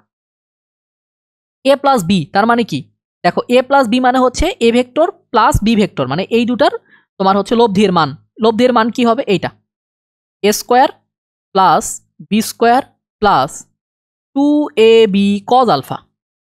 আর এ মাইনাস বি মানে কি, এটা হবে a square plus b square minus 2ab cos alpha. এখন দেখো তো দুই পাশ থেকে √√ তুলে দাও, তাহলে এটা কি হবে, দুই পাশ থেকে স্কোয়ার বি স্কোয়ার কাটা যাবে, তাহলে এটা আসবে 4ab cos alpha equal to হচ্ছে 0। তো 4ab কখনো 0 হইতে পারে না, তার মানে কি cos আলফা ইকুয়াল টু 0, তাহলে এখান থেকে আলফার ভ্যালু হবে 90 ডিগ্রি। এটা অ্যান্সার একদম মুখস্থ রাখবা, যে এ প্লাস বি ভেক্টরের মান ইকুয়াল টু যদি এ মাইনাস বি ভেক্টরের মান হয়, তাহলে মধ্যবর্তী কোণ অবশ্যই 90 ডিগ্রি হতে বাধ্য। এখন আমরা এই লম্ব অভিক্ষেপ এবং উপাংশ নিয়ে কথাবার্তা বলবো। এখানে তো ফর্মুলাগুলো দেওয়া আছে, তো ফর্মুলাগুলো দেওয়ার আগে আমরা হচ্ছে লম্ব অভিক্ষেপ এবং উপাংশ নিয়ে একটু জানার ট্রাই করি জিনিসটা আসলে কি, তারপরে আমরা বাকি জিনিসপত্র করার ট্রাই করি। চলো, ধরো এখানে দুইটা ভেক্টর দেওয়া আছে, ধরো এখানে কি দেওয়া আছে, দুইটা ভেক্টর দেওয়া আছে, এখানে ধরো এ ভেক্টর দেওয়া আছে, আর এই বরাবর ধরো হচ্ছে তোমার বি ভেক্টর দেওয়া আছে, ঠিক আছে। এটা ধরো তোমার দেওয়া আছে এ ভেক্টর, আর এটা দেওয়া আছে হচ্ছে বি ভেক্টর। এখন তোমাকে যদি বলে যে বি ভেক্টরের উপাংশ নিব, কার উপাংশ নিব, বি ভেক্টরের উপাংশ নিব কার উপরে, এর উপরে, তাহলে আমি কি করব জানো, বি থেকে সিম্পলি এর উপরে লম্ব টেনে দিব, টানার পরে এই যে দেখো যেইটুকু অংশ পাবা, এই যে এইটুকু অংশ পাবা না, এটা যদি থেটা হয় তাহলে এই অংশটা হবে এইরকম বি কস থেটা। আর এই বি কস থেটা কি? এই বি কস থেটা হচ্ছে বি এর অভিক্ষেপ এ এর উপরে। এখন দেখো তুমি যদি বি এর মানে এ এর অভিক্ষেপ যদি বি এর উপরে নিতে চাও তাহলে তুমি কি করবা? এইখান থেকে এই বি এর উপর একটা লম্ব টেনে দিবা, যদিও লম্ব হয়েছে কিনা আমি জানি না, এভাবে টেনে দিবা। টেনে দেওয়ার পরে দেখো এই যে অংশটুকু বের করে নিবা, এইটুকু অংশ। এইটুকু অংশ কি হবে? এটা হবে এ কস থেটা। এই এ কস থেটা কি? এ এর অভিক্ষেপ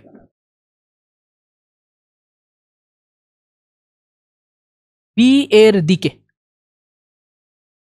তার মানে বুঝতে পারতেছো, যার অভিক্ষেপ সেটা ইন্টু কস থেটা। থেটাটা কি? দুটো ভেক্টরের মধ্যবর্তী কোণ। বুঝতে পারছো? মানে যার অভিক্ষেপ সেটার কস থেটা। ধরো যদি বলে এ এর অভিক্ষেপ তাহলে এ কস থেটা, যদি বলে বি এর অভিক্ষেপ তাহলে হবে কি? B cos theta. এখানে থেটাটা কি? এই যে এ এবং বি এই দুটা ভেক্টরের মধ্যবর্তী কোণ। এখন অভিক্ষেপ যেটা এটা হলো স্কেলার রাশি। অভিক্ষেপ যেটা এটা হলো স্কেলার রাশি। অভিক্ষেপ হলো স্কেলার রাশি।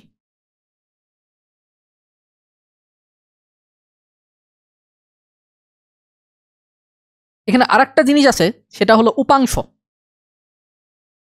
উপাংশ হলো ভেক্টর রাশি।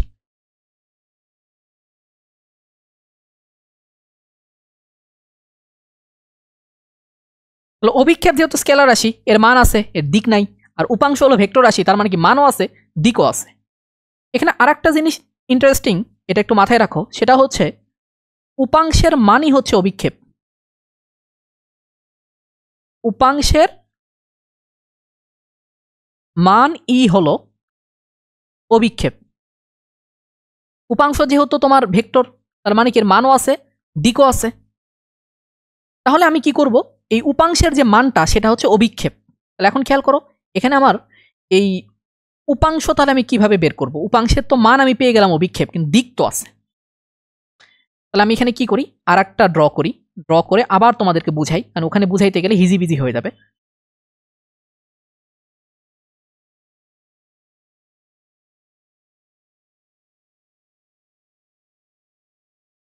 ওকে, আর একটা কালার নিই লম্বগুলো টানার জন্য। আমি এখান থেকে একটা লম্ব টেনে দিই, চলো। আবার এইখান থেকে একটা লম্ব টেনে দিই, চলো। ধরে নাও এটাই লম্ব। এখন ধরো এইটা হচ্ছে আমার বি ভেক্টর, আর এইটা হচ্ছে আমার এ ভেক্টর। এখন এইটুকু অংশ কি? এইটুকু অংশ হলো বি কস থেটা, এটা হলো থেটা। এইটুকু অংশ হবে বি কস থেটা। আর এইটুকু অংশ কি হবে? এইটুকু অংশ হবে আমার এ কস থেটা।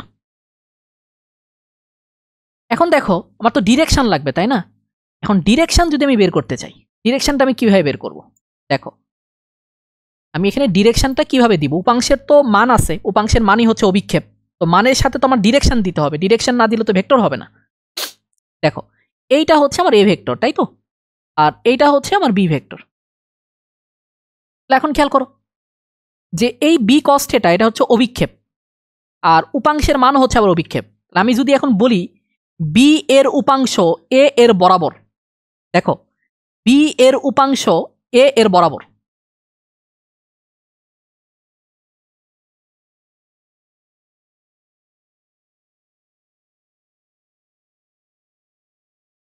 দেখো আমি যদি এখন বলি ভেক্টর বি এর উপাংশ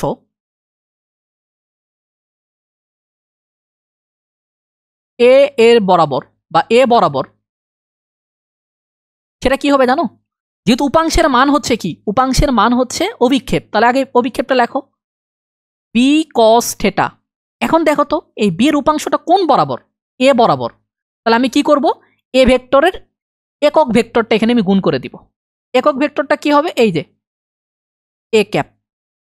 তাহলে এটাকে আমি এভাবে লিখতে পারি, B cos theta A cap মানে কি এ ভেক্টরকে এ ভেক্টরের মান দিয়ে ভাগ করা। আবার দেখো এ এর উপাংশ বি বরাবর মানে বি ভেক্টর বরাবর, তাহলে কি এটার মান হবে অভিক্ষেপটা কি এ কস থেটা, এটা কার বরাবর বি বরাবর, তাহলে বি বরাবর কি করবা বি এর একটা একক ভেক্টর নিবা, তাহলে কি বি ক্যাপ, এটাকে লেখা যাবে এ কস থেটা আর বি ক্যাপ মানে কি বি ক্যাপ মানে হচ্ছে বি ভেক্টরকে বি ভেক্টরের মান দিয়ে তুমি ভাগ করবা। উপাংশ অভিক্ষেপ থেকে কিন্তু ভাইয়া প্রশ্ন আসতে পারে, এটা একটু মাথায় রেখো। এই জিনিসগুলো আমি তোমাদেরকে একটু ভেঙে ভেঙে দেখাইছি, দেখো আর কিছুই না, এই যে মানে সূত্র আকারে লিখে দিছি আর কি এই জিনিসগুলো, সরি এই জিনিসগুলো আমি একটু কি করছি এখানে সূত্র আকারে লিখে দিছি, আর কিছুই করি নাই, যা যা আমি এতক্ষণ বুঝাইছি এখানেই জাস্ট এটা সূত্র আকারে দেওয়া আছে আর কিচ্ছু না।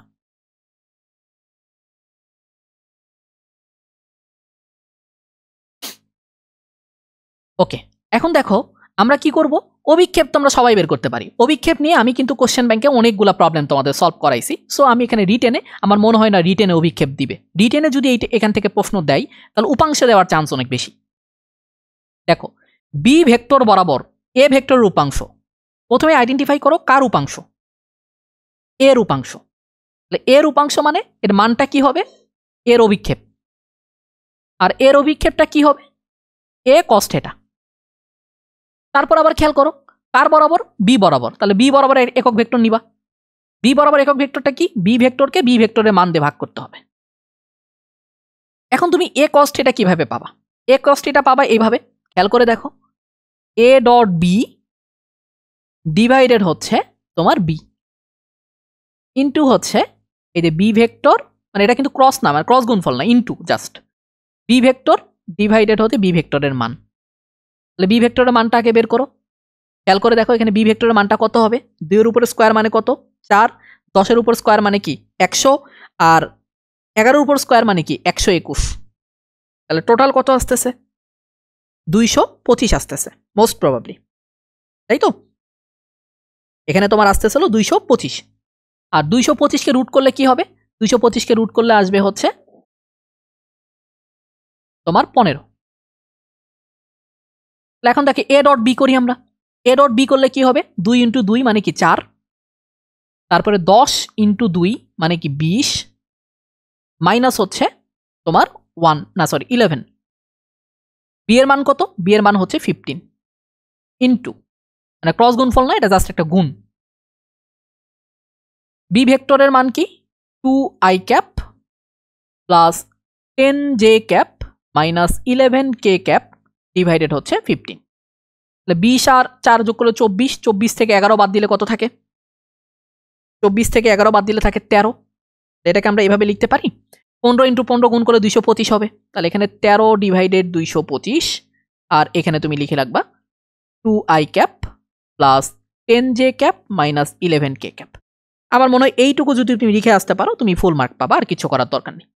আর অভিক্ষেপ নির্ণয় এমসিকিউতে আসতে পারে, অভিক্ষেপ আমি কোশ্চেন ব্যাংক সলভে বহুত করাইছি।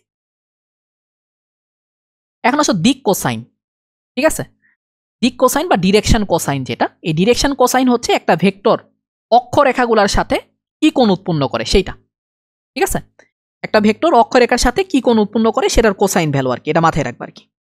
তো ডিরেকশন কোসাইনগুলো আমরা একটু মানে বের করার চেষ্টা করি আর কি, সেটা হচ্ছে এই যে একটা ভেক্টর ধরো এইটা, এই ভেক্টরটা ধরলাম আমি এক্স অক্ষ ওয়াই অক্ষ এবং জেড অক্ষের সাথে যথাক্রমে আলফা বিটা এবং গামা কোণ তৈরি করে, তাহলে আমি কিভাবে বের করব এটা, আমি জানি আলফা ইকুয়াল টু হচ্ছে, দেখো আলফা ইকুয়াল টু তুমি লিখতে পারবে এইভাবে,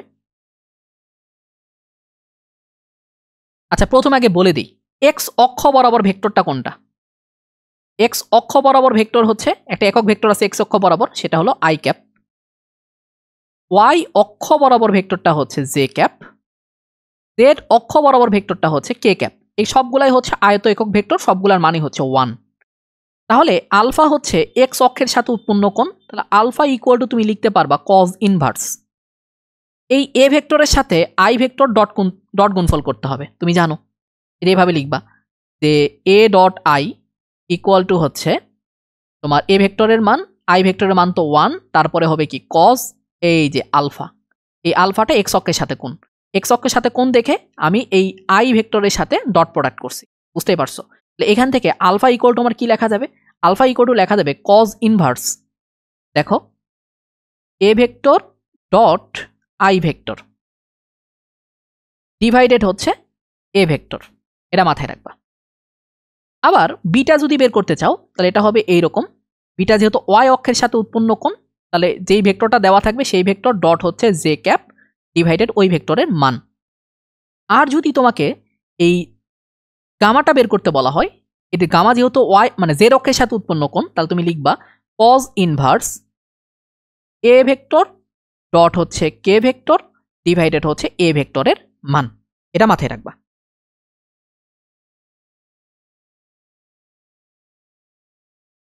এখন তুমি দেখো এটা যেহেতু মানে এটাকে আরেকটু সিম্পলিফাই করা যায়, সেটা হচ্ছে এরকম যে দেখো এই যে আমরা জানি ডট গুণফলের সাথে কি হয়, আয়ের সহগের সাথে আয়ের সহগ গুণ হয়, তাহলে এটা গুণ করলে কি ডট গুণফল করলে কি হবে, এখানে এ এক্স থাকবে, এ এক্স থাকবে আর নিচে কি থাকবে কজ ইনভার্সটা আগে লিখতে হবে, এখানে কজ ইনভার্স থাকবে, তারপরে কি থাকবে এ এক্স ডিভাইডেড হচ্ছে এ, আর এটা থাকবে একই রকম ভাবে cos inverse a y divided a, এটা থাকবে cos inverse a z divided হচ্ছে এ, এটা মাথায় রেখো। এই তিনটা কোণ তুমি এভাবে বের করবা, ঠিক আছে, এই তিনটা কোণ এভাবে বের করবা।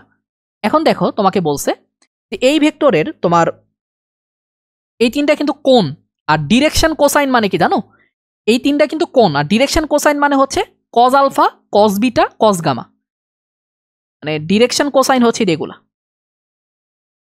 ডিরেকশন কোসাইন এই যেগুলা কজ আলফা কজ বিটা আর হচ্ছে কজ গামা।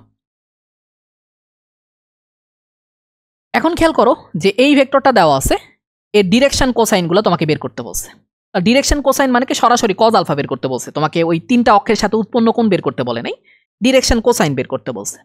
তো ডিরেকশন কোসাইন যদি বের করতে চাও তাহলে প্রথমেই কজ আলফা বের করবা, কজ আলফা ইকুয়াল টু কি হবে বলো তো, তুমি জানো, চিন্তা করো একটু, কজ আলফা ইকুয়াল টু হবে এই যে দেখো 5 ডিভাইডেড হচ্ছে এই ভেক্টরের মান, এই ভেক্টরের মান কত, 5 এর উপর স্কোয়ার মানে 25, 6 এর উপর স্কোয়ার মানে কি 36, আর 7 এর উপর স্কোয়ার মানে কি 49, তাহলে আলটিমেটলি 49, দেখো এটা কত আসে 25 প্লাস 36 প্লাস হচ্ছে 49, তাহলে এটা আসে হচ্ছে 50 আর এদিকে 34 84, তার ভুল করলাম এখানে কোনো 50 আর 35 তার মানে কি 85 আর হচ্ছে এটা কত 90, আচ্ছা রুট ওভার 110, এটা কি হবে কজ আলফা ইকুয়াল টু হবে 5 ডিভাইডেড 110, আর কজ বিটা ইকুয়াল টু হবে কি জানো 5 ডিভাইডেড তোমার সরি 5 না, এটা হবে -6 ডিভাইডেড তোমার রুট ওভার 110, আর কজ গামা ইকুয়াল টু হবে তোমার 7 ডিভাইডেড রুট ওভার 110। কিভাবে আসছে ডট গুণফল, কোন ডট গুণফলের কনসেপ্ট, যদি এক্স অক্ষ বরাবর চিন্তা করো তাহলে সেক্ষেত্রে হবে A dot I equal to হবে এ আই ভেক্টর, এটা একটা একক ভেক্টর, মান হচ্ছে 1, লেখার দরকার নাই, এটা হবে কজ আলফা, তাহলে এখান থেকে কি হবে কজ আলফা যদি বের করতে চাও তাহলে এই যে ডট প্রোডাক্ট, তাহলে এটা কি হবে এ এক্স, নিচে কি হবে এ, তোমাদের এই আগেরটাতে আমি পড়াইছি।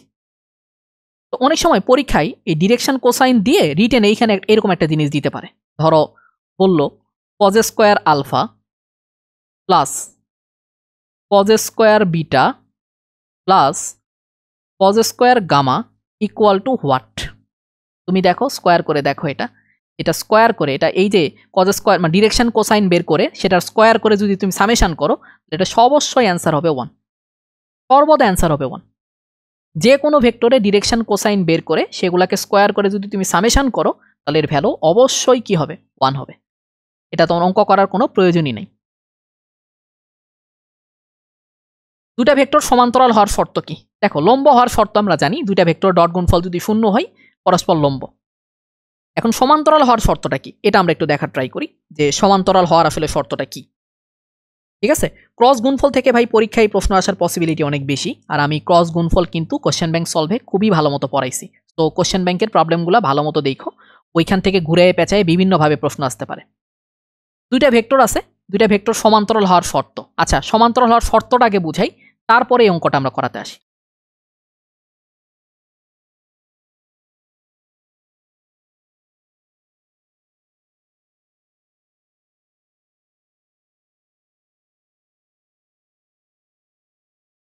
দুটি ভেক্টর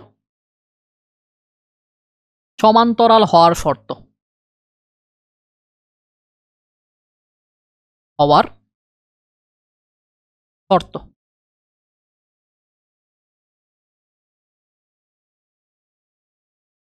ধরো একটা ভেক্টর হচ্ছে এ ভেক্টর, এটা হচ্ছে এরকম, ধরো a x I cap plus a y J cap plus a z K cap. আর একটা ভেক্টর ধরো তোমার আছে এইরকম,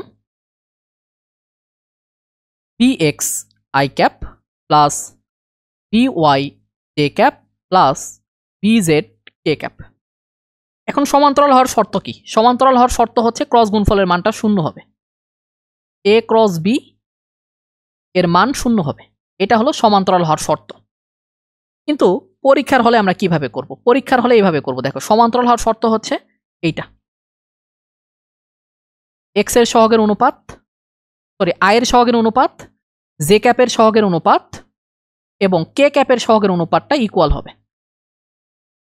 এটা তুমি রিটেন এমসিকিউ সব জায়গায় অ্যাপ্লাই করতে পারবা। এটা হচ্ছে দুইটা ভেক্টর সমান্তরাল হওয়ার শর্ত।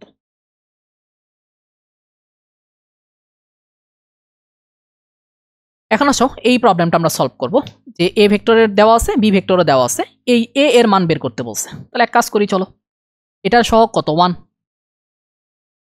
এটার সহগ কত? 1, এটার সহগ কত? 1, তাহলে কি 1/1। জে এর সহগ কত? এখানে -3, এখানে জে এর সহগ কত? 1, তাহলে আলটিমেটলি এখানে এ এর ভ্যালু কত হবে? -3 হবে। এর ভ্যালু কত হবে? এর ভ্যালু হবে -3। তুমি চাইলে এটা আর একটা লিখতে পারতা, বাট এটা লেখার দরকারই নেই তোমার অঙ্ক করার জন্য, যে কোনো একটা নিয়ে করলেই হবে আর কি। সেখানে আবার এটা কেন দিচ্ছে জানি না।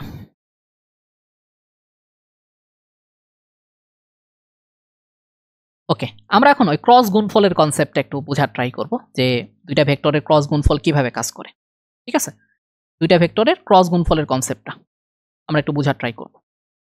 দেখো, আমি যদি একটু তোমাদেরকে বোঝানোর ট্রাই করি, এই গ্রাফগুলো অনেক সময় তোমাদের প্যারা দেই, ওই ডান হস্ত নিয়ম বাম হস্ত নিয়ম এগুলো প্যারা খাওয়ার দরকার নাই।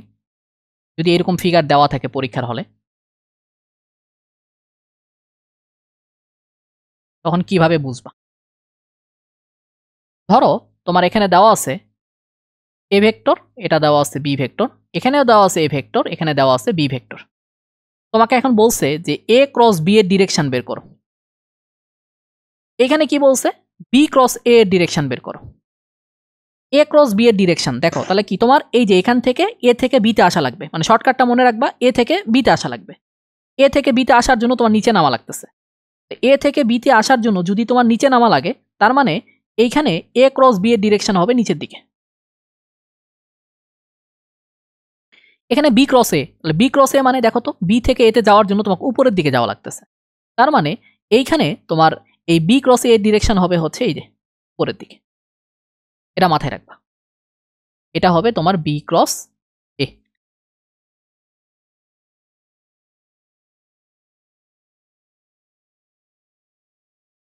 পরীক্ষার সময় এগুলো কিন্তু একটু প্যারা দিলেও দিতে পারে তোমাদেরকে, এগুলো একটু ভালো মতো মাথায় রাখার চেষ্টা করবা। এখন খেয়াল করে দেখো, এই যে এ ক্রস বি, এই এ ক্রস বি যে ভেক্টরটা, সেই ভেক্টরটা কিন্তু এ এবং বি এই দুটার উপরই লম্ব। এ ক্রস বি যে ভেক্টরটা, এটা কিন্তু এ এবং বি দুটার উপরেই কিন্তু লম্ব। এখন দেখো, তোমাকে যদি ওই এ এবং বি যেই সমতলে আছে সেই সমতলের উপর লম্ব ভেক্টর বের করতে বলে, তাহলে এ ক্রস বি বের করবা।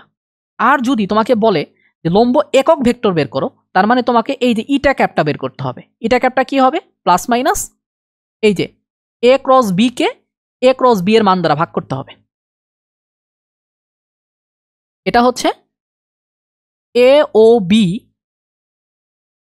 যে সমতলে অবস্থিত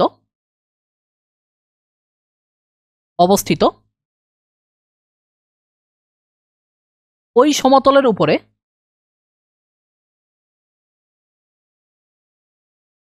লম্ব একক ভেক্টর।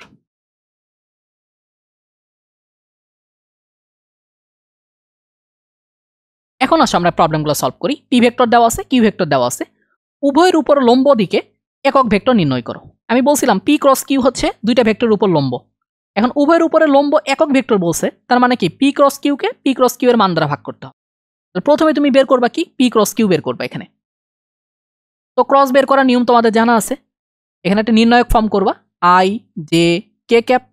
যেহেতু প্রথমে পি, তাহলে এই যে আই এর সহগ, জে এর সহগ, কে এর সহগ, ঠিক এই যে তারপরে Q 6 3 -3।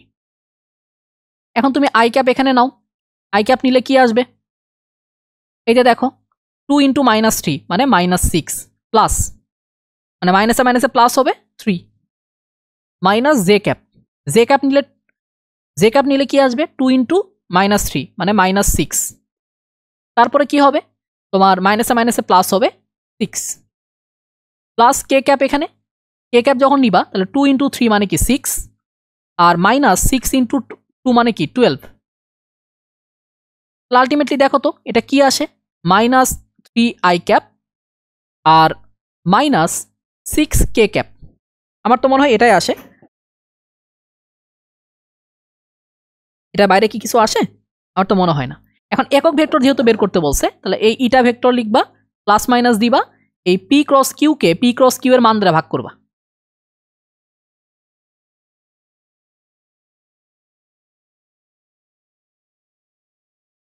-3 I cap -6 K cap. আর মানটা কত ছিল, 6 এর উপর স্কোয়ার করলে কত হবে 36, আর 3 এর উপর স্কোয়ার করলে 45, মানে 9 হবে, যোগ করলে 45 হবে, তাহলে √45। এইটুকু লিখতে পারলেই তুমি ফুল মার্ক পাবা। এটা একটু মনে রেখো যে ত্রিভুজের দুটা সন্নিহিত বাহু যদি দুইটা ভেক্টর নির্দেশ করে, তাহলে ওই দুটার ক্রস গুণফলের মানকে তুমি যদি হাফ দিয়ে গুণ করো অথবা 2 দিয়ে ভাগ করো, তাহলে সেক্ষেত্রে ওই ত্রিভুজের ক্ষেত্রফলটা তুমি পেয়ে যাবা। আর সামান্তরিকের ক্ষেত্রফল মানে তোমার এ ক্রস বি হবে, মানে এ ক্রস বি এর মান হবে যখন সেটা সন্নিহিত বাহু নির্দেশ করবে। মানে দুইটা ভেক্টর যদি সন্নিহিত বাহু নির্দেশ করে, তাহলে ওই দুইটা ভেক্টরের ক্রস গুণফলের মানই হবে সামান্তরিকের ক্ষেত্রফল। কিন্তু এইটা যদি তোমার কি করে, কর্ণ নির্দেশ করে, তাহলে কি করতে হবে, ক্রস গুণফল করে সেটাকে হাফ দিয়ে গুণ করতে হবে অথবা 2 দিয়ে ভাগ করতে হবে, মাথায় রাখবা। আর যদি একটা বাহু আর একটা কর্ণ নির্দেশ করে, তাহলে কি করবা, এই যে এইটা। আমার মনে হয় না এটা এত কঠিন দিবে, ওই এটা আসার সম্ভাবনা খুব কম, তারপরে যদি কখনো দেয় তাহলে এটা মাথায় রেখো। দেখো এই টাইপের প্রশ্নগুলো রিটেনে আসার মতো, কিন্তু যে পি ভেক্টর দেওয়া আছে, কিউ ভেক্টর দেওয়া আছে, এই দুটো হলো সন্নিহিত বাহু নির্দেশ করতেছে, এখন ক্ষেত্রফল নির্ণয় করতে বলছে। আর আমরা জানি সন্নিহিত বাহু নির্দেশ যদি করে দুইটা ভেক্টর, তাহলে ক্রস গুণফলের মান যেটা সেটাই হবে কি সামান্তরিকের ক্ষেত্রফল। তাহলে তোমার প্রথম কাজই হচ্ছে ক্রস গুণফলের মান বের করা। তাহলে পি ক্রস কিউ করো। প্রথমে কি করবা, পি ক্রস কিউ করবা, এই যে নির্ণায়ক ফর্ম করো, I cap j cap K cap.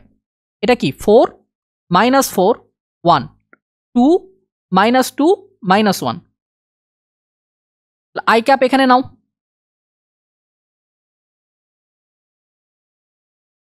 I cap এখানে নাও, তাহলে কত আসবে, -4 × -1 গুণ করলে হবে কি 4, তারপরে মাইনাসে মাইনাসে প্লাস ইন্টু, মানে এটা হবে 2 minus j cap. J cap নিলে এটা বাদ, তাহলে 4 × -1 হচ্ছে -4 মাইনাস 2 × 1 মানে কি 2 প্লাস কে ক্যাপ। 4 × -2 -8 মাইনাসে মাইনাসে প্লাস 4 × 2 8, এটা আসে কি 6 আই ক্যাপ মাইনাস মাইনাসে মাইনাসে প্লাস 6 জে ক্যাপ। এটাই তো আসার কথা, নাকি আমি ভুল করলাম? এটাই তো আসে। যাই হোক, ভুল হলে কিছু করার নাই। এখন ক্ষেত্রফল তাহলে কি হবে, এটার মান ক্ষেত্রফল তাহলে হবে হচ্ছে এই পি ক্রস কিউ এর মান, তার মানে হচ্ছে √36 প্লাস 36 মানে 72। তাহলে 72কে আমরা কি লিখতে পারি, 72কে লিখতে পারি হচ্ছে 2 × 36। 36কে রুট করলে হবে 6 6√2 হবে অ্যান্সার। এখন আসো এই আয়তন নির্ণয়, মানে ঘনবস্তুর আয়তন নির্ণয় সংক্রান্ত যে টপিকটা আছে, এটা একটু ভালো মতো পড়ো। তার কারণ হচ্ছে এখান থেকে আমার রিটেনে একটু ঘুরে পেঁচায় প্রশ্ন আসার পসিবিলিটি আছে। ইভেন 1 বছর বা 2 বছর আগে এখান থেকে রিটেনে প্রশ্ন হয়েছিল, যে এই প্রশ্নগুলো তোমার মানে একটু ভালো প্যাচের প্রশ্ন ছিল, বুঝতে পারছো, একটা ভালো একটা তোমার প্যাচের প্রশ্ন ছিল। তো আমি কিন্তু কোশ্চেন ব্যাংকের প্রবলেমগুলো কোশ্চেন ব্যাংকে করাইছি, তোমরা কিন্তু অবশ্যই কোশ্চেন ব্যাংকটা করবা। এরপরে দেখো যে এ বি সি ভেক্টর একটা ঘনবস্তুর যদি 3টা ধার নির্দেশ করে, তাহলে সেক্ষেত্রে আয়তন কি হবে, যে কোনো একটা ভেক্টরের সাথে বাকি 2টা ভেক্টরের ক্রস, মানে প্রথমে কি করবা, 2টা ভেক্টরের ক্রস করবা, যে কোনো 2টা করার পরে যেটা বাকি থাকবে সেটার সাথে ডট করবা, করলে তুমি কি পাবা, ঘনবস্তুর আয়তনটা পেয়ে যাবা। এটা দেখো তুমি প্রথমে কি করছো, বি আর সির মধ্যে ক্রস করছো, বাকি ছিল কি এ, তাহলে এর সাথে ডট করে দিছো। এই সি আর এ কি করছো, ক্রস করছো, বাকি ছিল বি, এর সাথে ডট করছো। এ আর বি ক্রস করছো, বাকি ছিল সি, সি এর সাথে ডট করছো। তুমি যেটাই করো ঘনবস্তুর আয়তন তুমি এখানে পাবা। আবার এটা দিয়েই তুমি একই সমতলে অবস্থিত কিনা সেটাও প্রমাণ করতে পারবা, কারণ 3টা ভেক্টর যদি একই সমতলে থাকে তাহলে সেইটা দিয়ে কখনো ঘনবস্তু ফর্মই করা যায় না। আর ঘনবস্তু যদি ফর্ম করা না যায় তাহলে সেটা কি হবে, তার আয়তন শূন্য হবে। তাহলে আয়তন শূন্য যদি হয় কারণ বোঝা যাবে এই 3টা ভেক্টর একই সমতলে অবস্থিত। তাহলে একই সমতলে অবস্থিত হওয়ার শর্ত হচ্ছে আয়তনটা শূন্য হবে। আর তখন এই যে দেখো এই নির্ণয় একটা ফর্ম করা যায়, এ ভেক্টরের সহগগুলা দিয়ে বি ভেক্টরের সহগ এবং সি ভেক্টরের সহগগুলা দিয়ে নির্ণায়ক ফর্ম করা যায়। এটা ইকুয়াল টু যদি 0 হয় তার মানে বুঝবা এই 3টা ভেক্টর একই সমতলীয়, এই 3টা দিয়ে কখনোই ঘনবস্তু ফর্ম করা যাবে না, দ্যাটস ওয়াই আয়তন হচ্ছে শূন্য। এটা দেখো এ ভেক্টর দেওয়া আছে, বি ভেক্টর দেওয়া আছে, সি ভেক্টর দেওয়া আছে, 3টি একটি ঘনবস্তু নির্দেশ করলে তোমার এখানে আয়তন নির্ণয় করতে বলছে। এই 3টা হচ্ছে কি এক একটা ঘনবস্তু, যেহেতু ঘনবস্তু এখন এখানে কি করতে বলছে, তোমার এখানে আয়তন বের করতে বলছে। তাহলে আমি কি করি দেখো, সিম্পল ভাবে চিন্তা করি, আয়তনটা তাহলে কি হবে, আমি এই যে প্রথম 2টার ক্রস করব, প্রথম 2টার ক্রস করব, বাকিটার সাথে কি করব বলো, বাকিটার সাথে ডট করে দিব, তাই তো, না বুঝো নাই? প্রথম 2টা ক্রস করবো, দেখো এ ক্রস বি করবো আগে। এ ক্রস বি করলে কি হবে, এখানে I cap, j cap, K cap, তাহলে এখানে শুধু 5 আছে, বাকিগুলো শূন্য। বি ক্যাপ, বি ভেক্টরটা হচ্ছে এই যে 3 3 শূন্য। তাহলে এখানে যদি তুমি করো ক্যালকুলেট, তাহলে আই ক্যাপ ইকুয়াল টু কি হবে, আই ক্যাপ লেখার পরে 0 0 মাইনাস জে ক্যাপ যখন নিবা তখন কি হবে 0 0 প্লাস কে ক্যাপ যখন নিবা তখন কি হবে 5 ইন্টু 3 মানে 15। তাহলে আলটিমেটলি এটা হবে কি 15 কে ক্যাপ। তাহলে এ ক্রস বি পেয়ে গেছি, তাহলে আয়তনটা কি হবে, আয়তন এখানে হবে আমি যে 2টা ক্রস করছি এটার সাথে বাকি ভেক্টরটা ডট করে দিব। সি ভেক্টরটা হচ্ছে 2 কে ক্যাপ ডট 15 কে ক্যাপ, তার মানে অ্যান্সার হবে হচ্ছে তোমার 30। এখন আসো আমরা এই যে ভেক্টর যে ক্যালকুলাস, এই ভেক্টর ক্যালকুলাস নিয়ে একটু হালকা পাতলা আলোচনা করি। তার কারণ হচ্ছে আমরা ভেক্টর ক্যালকুলাসটা কোশ্চেন ব্যাংক সলভে খুব ভালো মতো পড়াইছিলাম, এই কোশ্চেন ব্যাংক সলভে খুব ভালো মতো দেখাইছিলাম ভেক্টর ক্যালকুলাসটা। এটা একটু তোমরা ভেক্টর ক্যালকুলাসটা কোশ্চেন ব্যাংক থেকে দেখবা, কারণ কোশ্চেন ব্যাংক পড়ানোর আগে আমি হচ্ছে ভেক্টর ক্যালকুলাসটা তোমাদের খুবই ভালো মতো পড়াইছিলাম।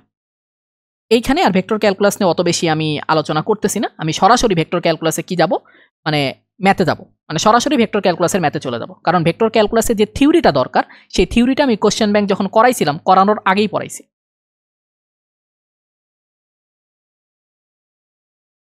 ভেক্টর ক্যালকুলাস কিন্তু ভাইয়া রিটেনের জন্য ভেরি ভেরি ইম্পর্টেন্ট।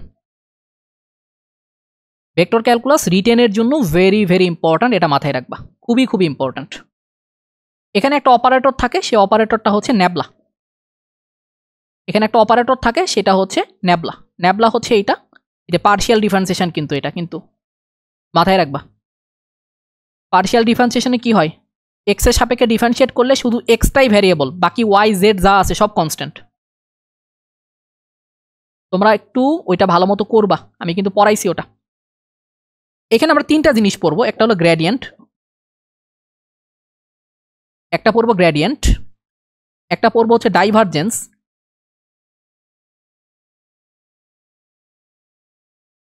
আর একটা পড়বো হচ্ছে কার্ল। গ্রেডিয়েন্ট কি করে, এই গ্রেডিয়েন্টটা স্কেলার ক্ষেত্রকে ভেক্টর ক্ষেত্রে পরিণত করে, স্কেলার ক্ষেত্রকে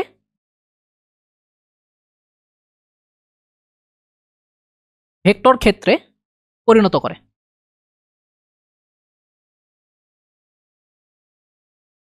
ডাইভারজেন্স কি করে, তোমার হচ্ছে ওই ডট প্রোডাক্ট আর কি, মানে ভেক্টর ক্ষেত্রকে স্কেলার ক্ষেত্রে পরিণত করে। ভেক্টর ক্ষেত্রকে স্কেলার ক্ষেত্রে পরিণত করে। মানে একটা ভেক্টর ক্ষেত্র যদি ভি হয় তাহলে ডাইভারজেন্স যেটা হবে আর কি সেটা ডট প্রোডাক্ট। আর কার্ল কি করে? ভেক্টর ক্ষেত্রের ঘূর্ণনশীলতা প্রকাশ করে।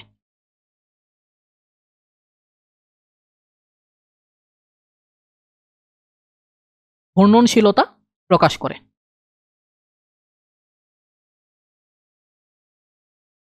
আমি ভাই এই জিনিসগুলো তোমাদেরকে পড়াইছি, এই জিনিসগুলো নিয়ে আমি আর খুব একটা আলোচনা করতেছি না। এগুলা ওই কোশ্চেন ব্যাংকের ওই যে ক্লাসটা আছে 2 নাম্বার ক্লাস, 2 নাম্বার ক্লাসের লাস্টের দিকে পার্টে এটা ভালো মতো পড়ানো আছে।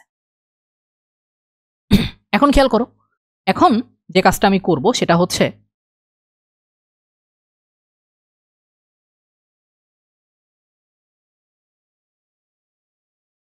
একটা ধরো ভেক্টর ক্ষেত্র, সাজায় দেখায় আর কি। একটা ভেক্টর ক্ষেত্র ধরো, সেই ভেক্টর ক্ষেত্র ধরো ভি। একটা ভেক্টর ক্ষেত্র এটা ধরো ভি, এটা হলো এরকম V X I cap plus V Y J cap plus হচ্ছে ভি জেড কে ক্যাপ, এটা মাথায় রাখবা। তো এটা যদি ভি ভেক্টর হয় তাহলে এটা ডাইভারজেন্স অফ ভি যেটা সেটা আসলে এরকম যে ন্যাবলা ডট হচ্ছে ভি, আর কার্ল অফ ভি যেটা, কার্ল অফ ভি হচ্ছে এরকম যে ন্যাবলা ক্রস ভি। আর এই কার্ল করার জন্য কিন্তু এই মাথায় রাখবা এইভাবে, এখানে আই ক্যাপ সিম্পল ক্রস গুণন যেভাবে করা হয় সেভাবে, এখানে আসবে ডেল ডেল এক্স, এখানে আসবে ডেল ডেল ওয়াই, এখানে আসবে কি ডেল ডেল জেড, আর এখানে আসবে তোমার V X V Y V Z. Divergence যদি শূন্য হয়, ঠিক আছে, ডাইভারজেন্স শূন্য হলে, ডাইভারজেন্স শূন্য হলে তোমার ভেক্টর ক্ষেত্র সলিনয়েডাল, ভেক্টর ক্ষেত্র সলিনয়েডাল। আর কার্ল শূন্য হলে ভেক্টর ক্ষেত্র অঘূর্ণনশীল তথা সংরক্ষণশীল।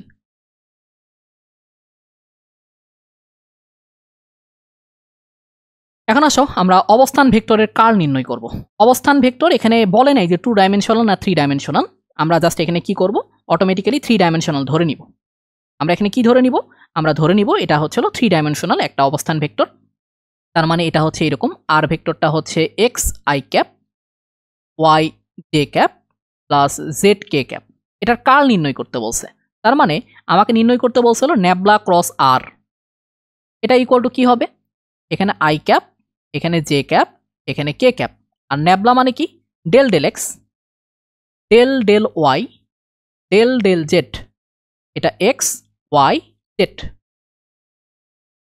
তাহলে দেখো তো আমি এখন যদি এখানে লিখি আই ক্যাপ লিখি তাহলে কি আসবে। এটা তোমার ভিডিওটা পজ করো, ভিডিওটা পজ করে নিজেরা ট্রাই করো, কারণ এই টাইপের জিনিসগুলো নিজেরা ট্রাই করাটা বেটার। কারণ এই টাইপের প্রশ্নগুলো হুটহাট দেখবা পরীক্ষার হলে চলে আসছে, নিজেরা ট্রাই না করলে কিন্তু খুব ঝামেলায় পড়বা। আমরা অবস্থান ভেক্টরের ডাইভারজেন্স কিন্তু তোমাদের কোশ্চেন ব্যাংক সলভে পড়াইছি, তাহলে এইখানে কি পড়ালাম, তোমার অবস্থান ভেক্টরের কার্ল পড়াচ্ছি।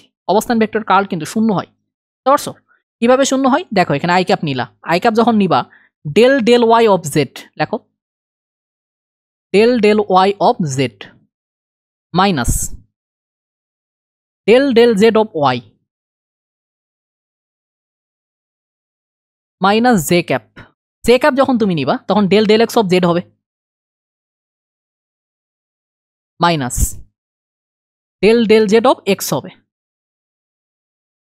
প্লাস কে ক্যাপ যখন তুমি নিবা তখন কি হবে del del x of y minus del del Y of x. দেখো আমি বলছিলাম যে পার্শিয়াল ডিফারেন্সিয়েশনের সময় এখানে ওয়াইয়ের সাপেক্ষে ডিফারেন্সিয়েশন করলে ওয়াইটাই শুধু ভ্যারিয়েবল, বাকি সব কিছু কি তোমার কনস্ট্যান্ট। জেড এর সাপেক্ষে ডিফারেন্সিয়েট করলে জেডটাই শুধু ভ্যারিয়েবল, এক্স ওয়াই সব কনস্ট্যান্ট। এক্স এর সাপেক্ষে ডিফারেন্সিয়েট করলে এক্সটাই শুধু ভ্যারিয়েবল, ওয়াই জেড সব কনস্ট্যান্ট। তাহলে এখানে দেখো জেডটা কি ওয়াইয়ের সাপেক্ষে কনস্ট্যান্ট, কনস্ট্যান্টকে ডিফারেন্সিয়েট করলে কি হয় জিরো। এখানেও একই রকম দেখো, জেড এর সাপেক্ষে ডিফারেন্সিয়েট করলে ওয়াইটা কনস্ট্যান্ট, কনস্ট্যান্টকে ডিফারেন্সিয়েট করলে জিরো। একই রকম ভাবে এক্স এর সাপেক্ষে জেডটা কনস্ট্যান্ট, জেডকে ডিফারেন্সিয়েট কনস্ট্যান্টকে ডিফারেন্সিয়েট করলে কি জিরো। একইভাবে সবগুলো এখানে জিরো হবে। সবগুলো কি হবে এখানে 0 হবে। তার মানে অবস্থান ভেক্টরের কার্ল কি হয় 0 হয়। তার মানে কি 0 হওয়া মানে হচ্ছে এটা অঘূর্ণনশীল তথা সংরক্ষণশীল। এম এর মান কত হলে এটা সলিনয়েডাল হবে। সলিনয়েডাল মানে কি? সলিনয়েডাল মানে হচ্ছে ডাইভারজেন্স 0 হওয়া। ঠিক আছে? তো এটা হলো একটা ভেক্টর ক্ষেত্র, তার ডাইভারজেন্স অফ আর। তার মানে হচ্ছে এই যে এরকম ন্যাবলা, সরাসরি একবারে লিখতেছি,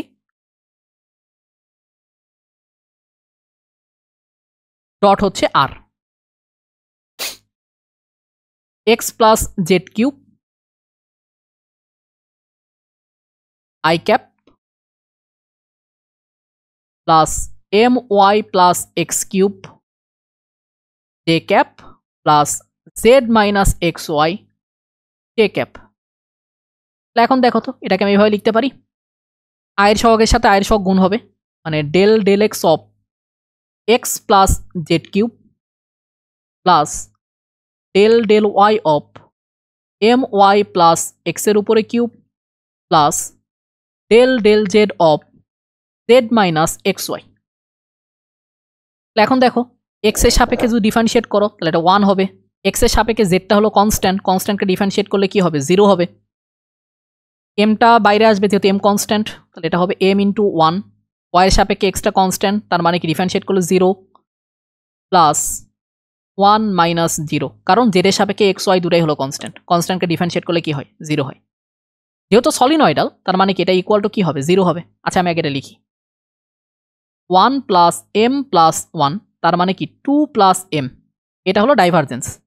আর সলিনয়েডালের শর্ত কি? সলিনয়েডালের শর্ত হচ্ছে divergence of R equal to হচ্ছে 0। তার মানে এটা ছিল কি 2 plus M equal to 0। M এর ভ্যালু কত হবে -2। এই প্রশ্নটা খুব ভালো একটা প্রশ্ন, আমাদের আজকের লাস্ট প্রশ্ন হচ্ছে এটা। আমি আবারও বলতেছি, তোমরা এই ভেক্টর ক্যালকুলাসটা খুব ভালো মতো পড়বা, কারণ ভেক্টর ক্যালকুলাস থেকে প্রশ্ন হওয়ার পসিবিলিটি খুবই খুবই খুবই বেশি। দেখো এখানে বলছে এ ডট তোমার হচ্ছে ন্যাপলা ফাই, এখানে ফাইটা হচ্ছে একটা স্কেলার ক্ষেত্র। দেখো এটা কি একটা স্কেলার ক্ষেত্র, ন্যাবলা ফাইটা তোমাকে প্রথমে বের করে এটাকে ভেক্টর ক্ষেত্রে কনভার্ট করতে হবে, তারপরে এই ভেক্টরের সাথে ডট প্রোডাক্ট করতে হবে। তাহলে ন্যাবলা সাইটা আগে বের করি। চল, ন্যাবলাটা কি? এই যে আই ক্যাপ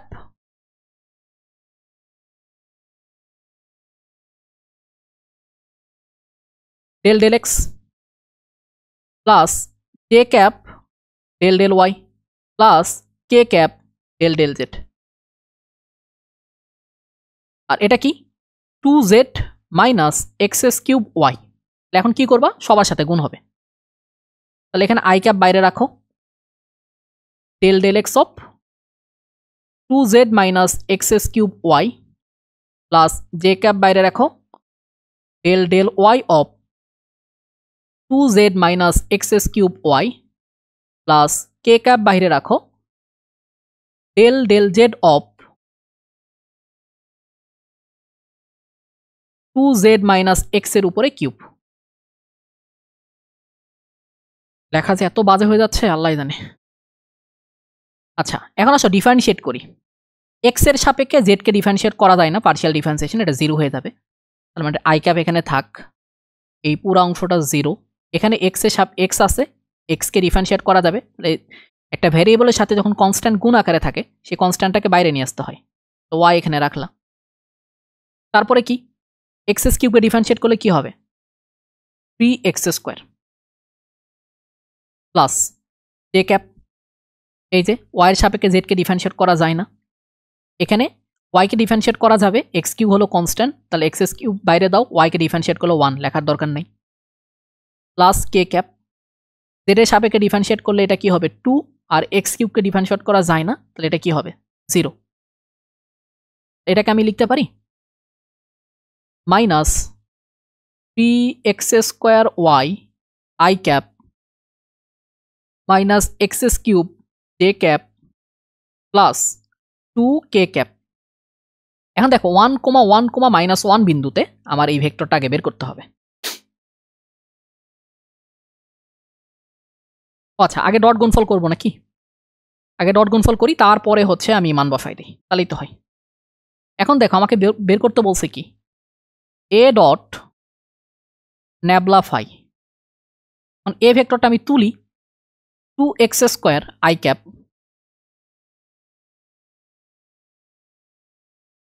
তারপরে 3yz j ক্যাপ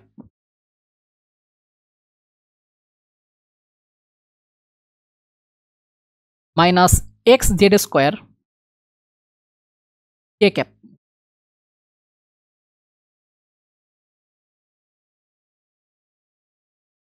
ডট এইটা আমি বের করছিলাম minus 3x² y i cap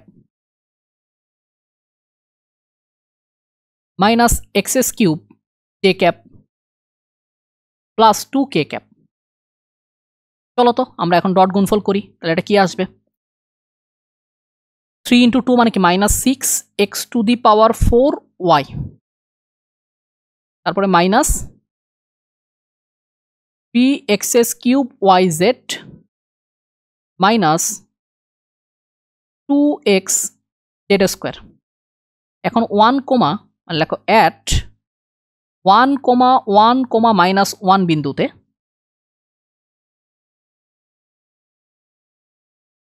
A dot nabla phi equal to হবে মাইনাস 6 × 1 এর উপরে 4 × 1 মাইনাস 3 × 1 এর উপরে cube into 1 × minus 1 minus 2 × 1 × minus 1 এর উপরে স্কোয়ার।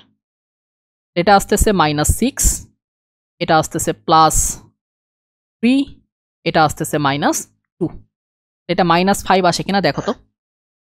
আচ্ছা আমি তো করছি, এখন হয়েছে কিনা জানি না। আমার মনে হয় ওয়ান শট ক্লাসটা করো আর কোশ্চেন ব্যাংকটা খুব ভালো মতো করো, ইনশাল্লাহ এর বাইরে তোমাদের আর কোনো প্রশ্ন। সবাই ভালো থেকো, সুস্থ থেকো, দেখা হচ্ছে পরের ওয়ান শটে। আল্লাহ হাফেজ। হ্যালো এভরিওয়ান, কি অবস্থা? আই হোপ তোমরা বেশ ভালো আছো। আমাদের ভার্সিটি ক্র্যাকার্স যে কোর্সটা আছে এই কোর্সটা নিয়ে একটু তোমাদের সাথে কথা বলি। আমাদের ভার্সিটি ক্র্যাকার্স কোর্সে আমরা কি কি পড়াচ্ছি এটা একটু তোমাদের বলি। আমরা ভার্সিটি ক্র্যাকার্স কোর্সে উদ্ভাসের যে ভার্সিটি মাস্টার প্রশ্ন ব্যাংক আছে এইটার প্রত্যেকটা প্রবলেমের A to Z ধরে ধরে পড়াচ্ছি। আর এই কোর্সে আর একটা তোমার হচ্ছে ইন্টারেস্টিং ফ্যাক্ট হচ্ছে আমরা প্রত্যেকটা প্রবলেম ভার্সিটি প্রশ্ন মাস্টার প্রশ্ন ব্যাংকের প্রত্যেকটা প্রবলেম হ্যান্ড ক্যালকুলেশনে দেখাচ্ছি। আমরা ক্যালকুলেটর দিয়ে করাচ্ছি না, হ্যান্ড ক্যালকুলেশনে কিভাবে সলভ করা যায় সেই জিনিসটা তোমাদেরকে দেখাচ্ছি। সাথে আমরা ওয়ান শট ক্লাস দিচ্ছি। তোমরা এখন বর্তমানে ওয়ান শট ক্লাসটাই দেখতেছো। ওয়ান শট ক্লাস দিচ্ছি, সাথে সাথে তোমাদের হচ্ছে কোশ্চেন ব্যাংকের প্রত্যেকটা প্রবলেম সলভ করাচ্ছি। কেউ যদি ওয়ান শট এবং কোশ্চেন ব্যাংকের প্রত্যেকটা প্রবলেম সলভ করো, আই হোপ তোমাদের প্রিপারেশনটা খুব ভালো মতো হয়ে যাবে। এরপরে ঢাকা ভার্সিটি পরীক্ষার পরে আমরা যে কাজটা করব সেটা হচ্ছে তোমাদের সামনে কৃষি পরীক্ষা, আমরা কৃষি প্রশ্ন ব্যাংক ভালো মতো সলভ করাবো। সাথে আমরা কৃষির জন্য আলাদা করে ওয়ান শট রিভিশন ক্লাস নিব। এটার সাথে তোমরা আরেকটা জিনিস পাবা, সেটা হচ্ছে জিএসটি। আমরা কিন্তু জিএসটির জন্য এই কোর্সটা লঞ্চ করছিলাম না, কারণ তোমাদের জিএসটি ভেঙে যাওয়ার একটা কথা ছিল। কিন্তু বর্তমানে যেহেতু জিএসটি আবার ব্যাক করতেছে, আমরা জিএসটি পর্যন্ত এই কোর্সটা রান করাবো। জিএসটি পরীক্ষার আগে আমরা আবার প্রত্যেকটা চ্যাপ্টারের উপরে ওয়ান শট ক্লাস নেওয়ার চেষ্টা করব। কোর্স ফি কত এটার ভাইয়া? কোর্স ফি হচ্ছে 1000 টাকা।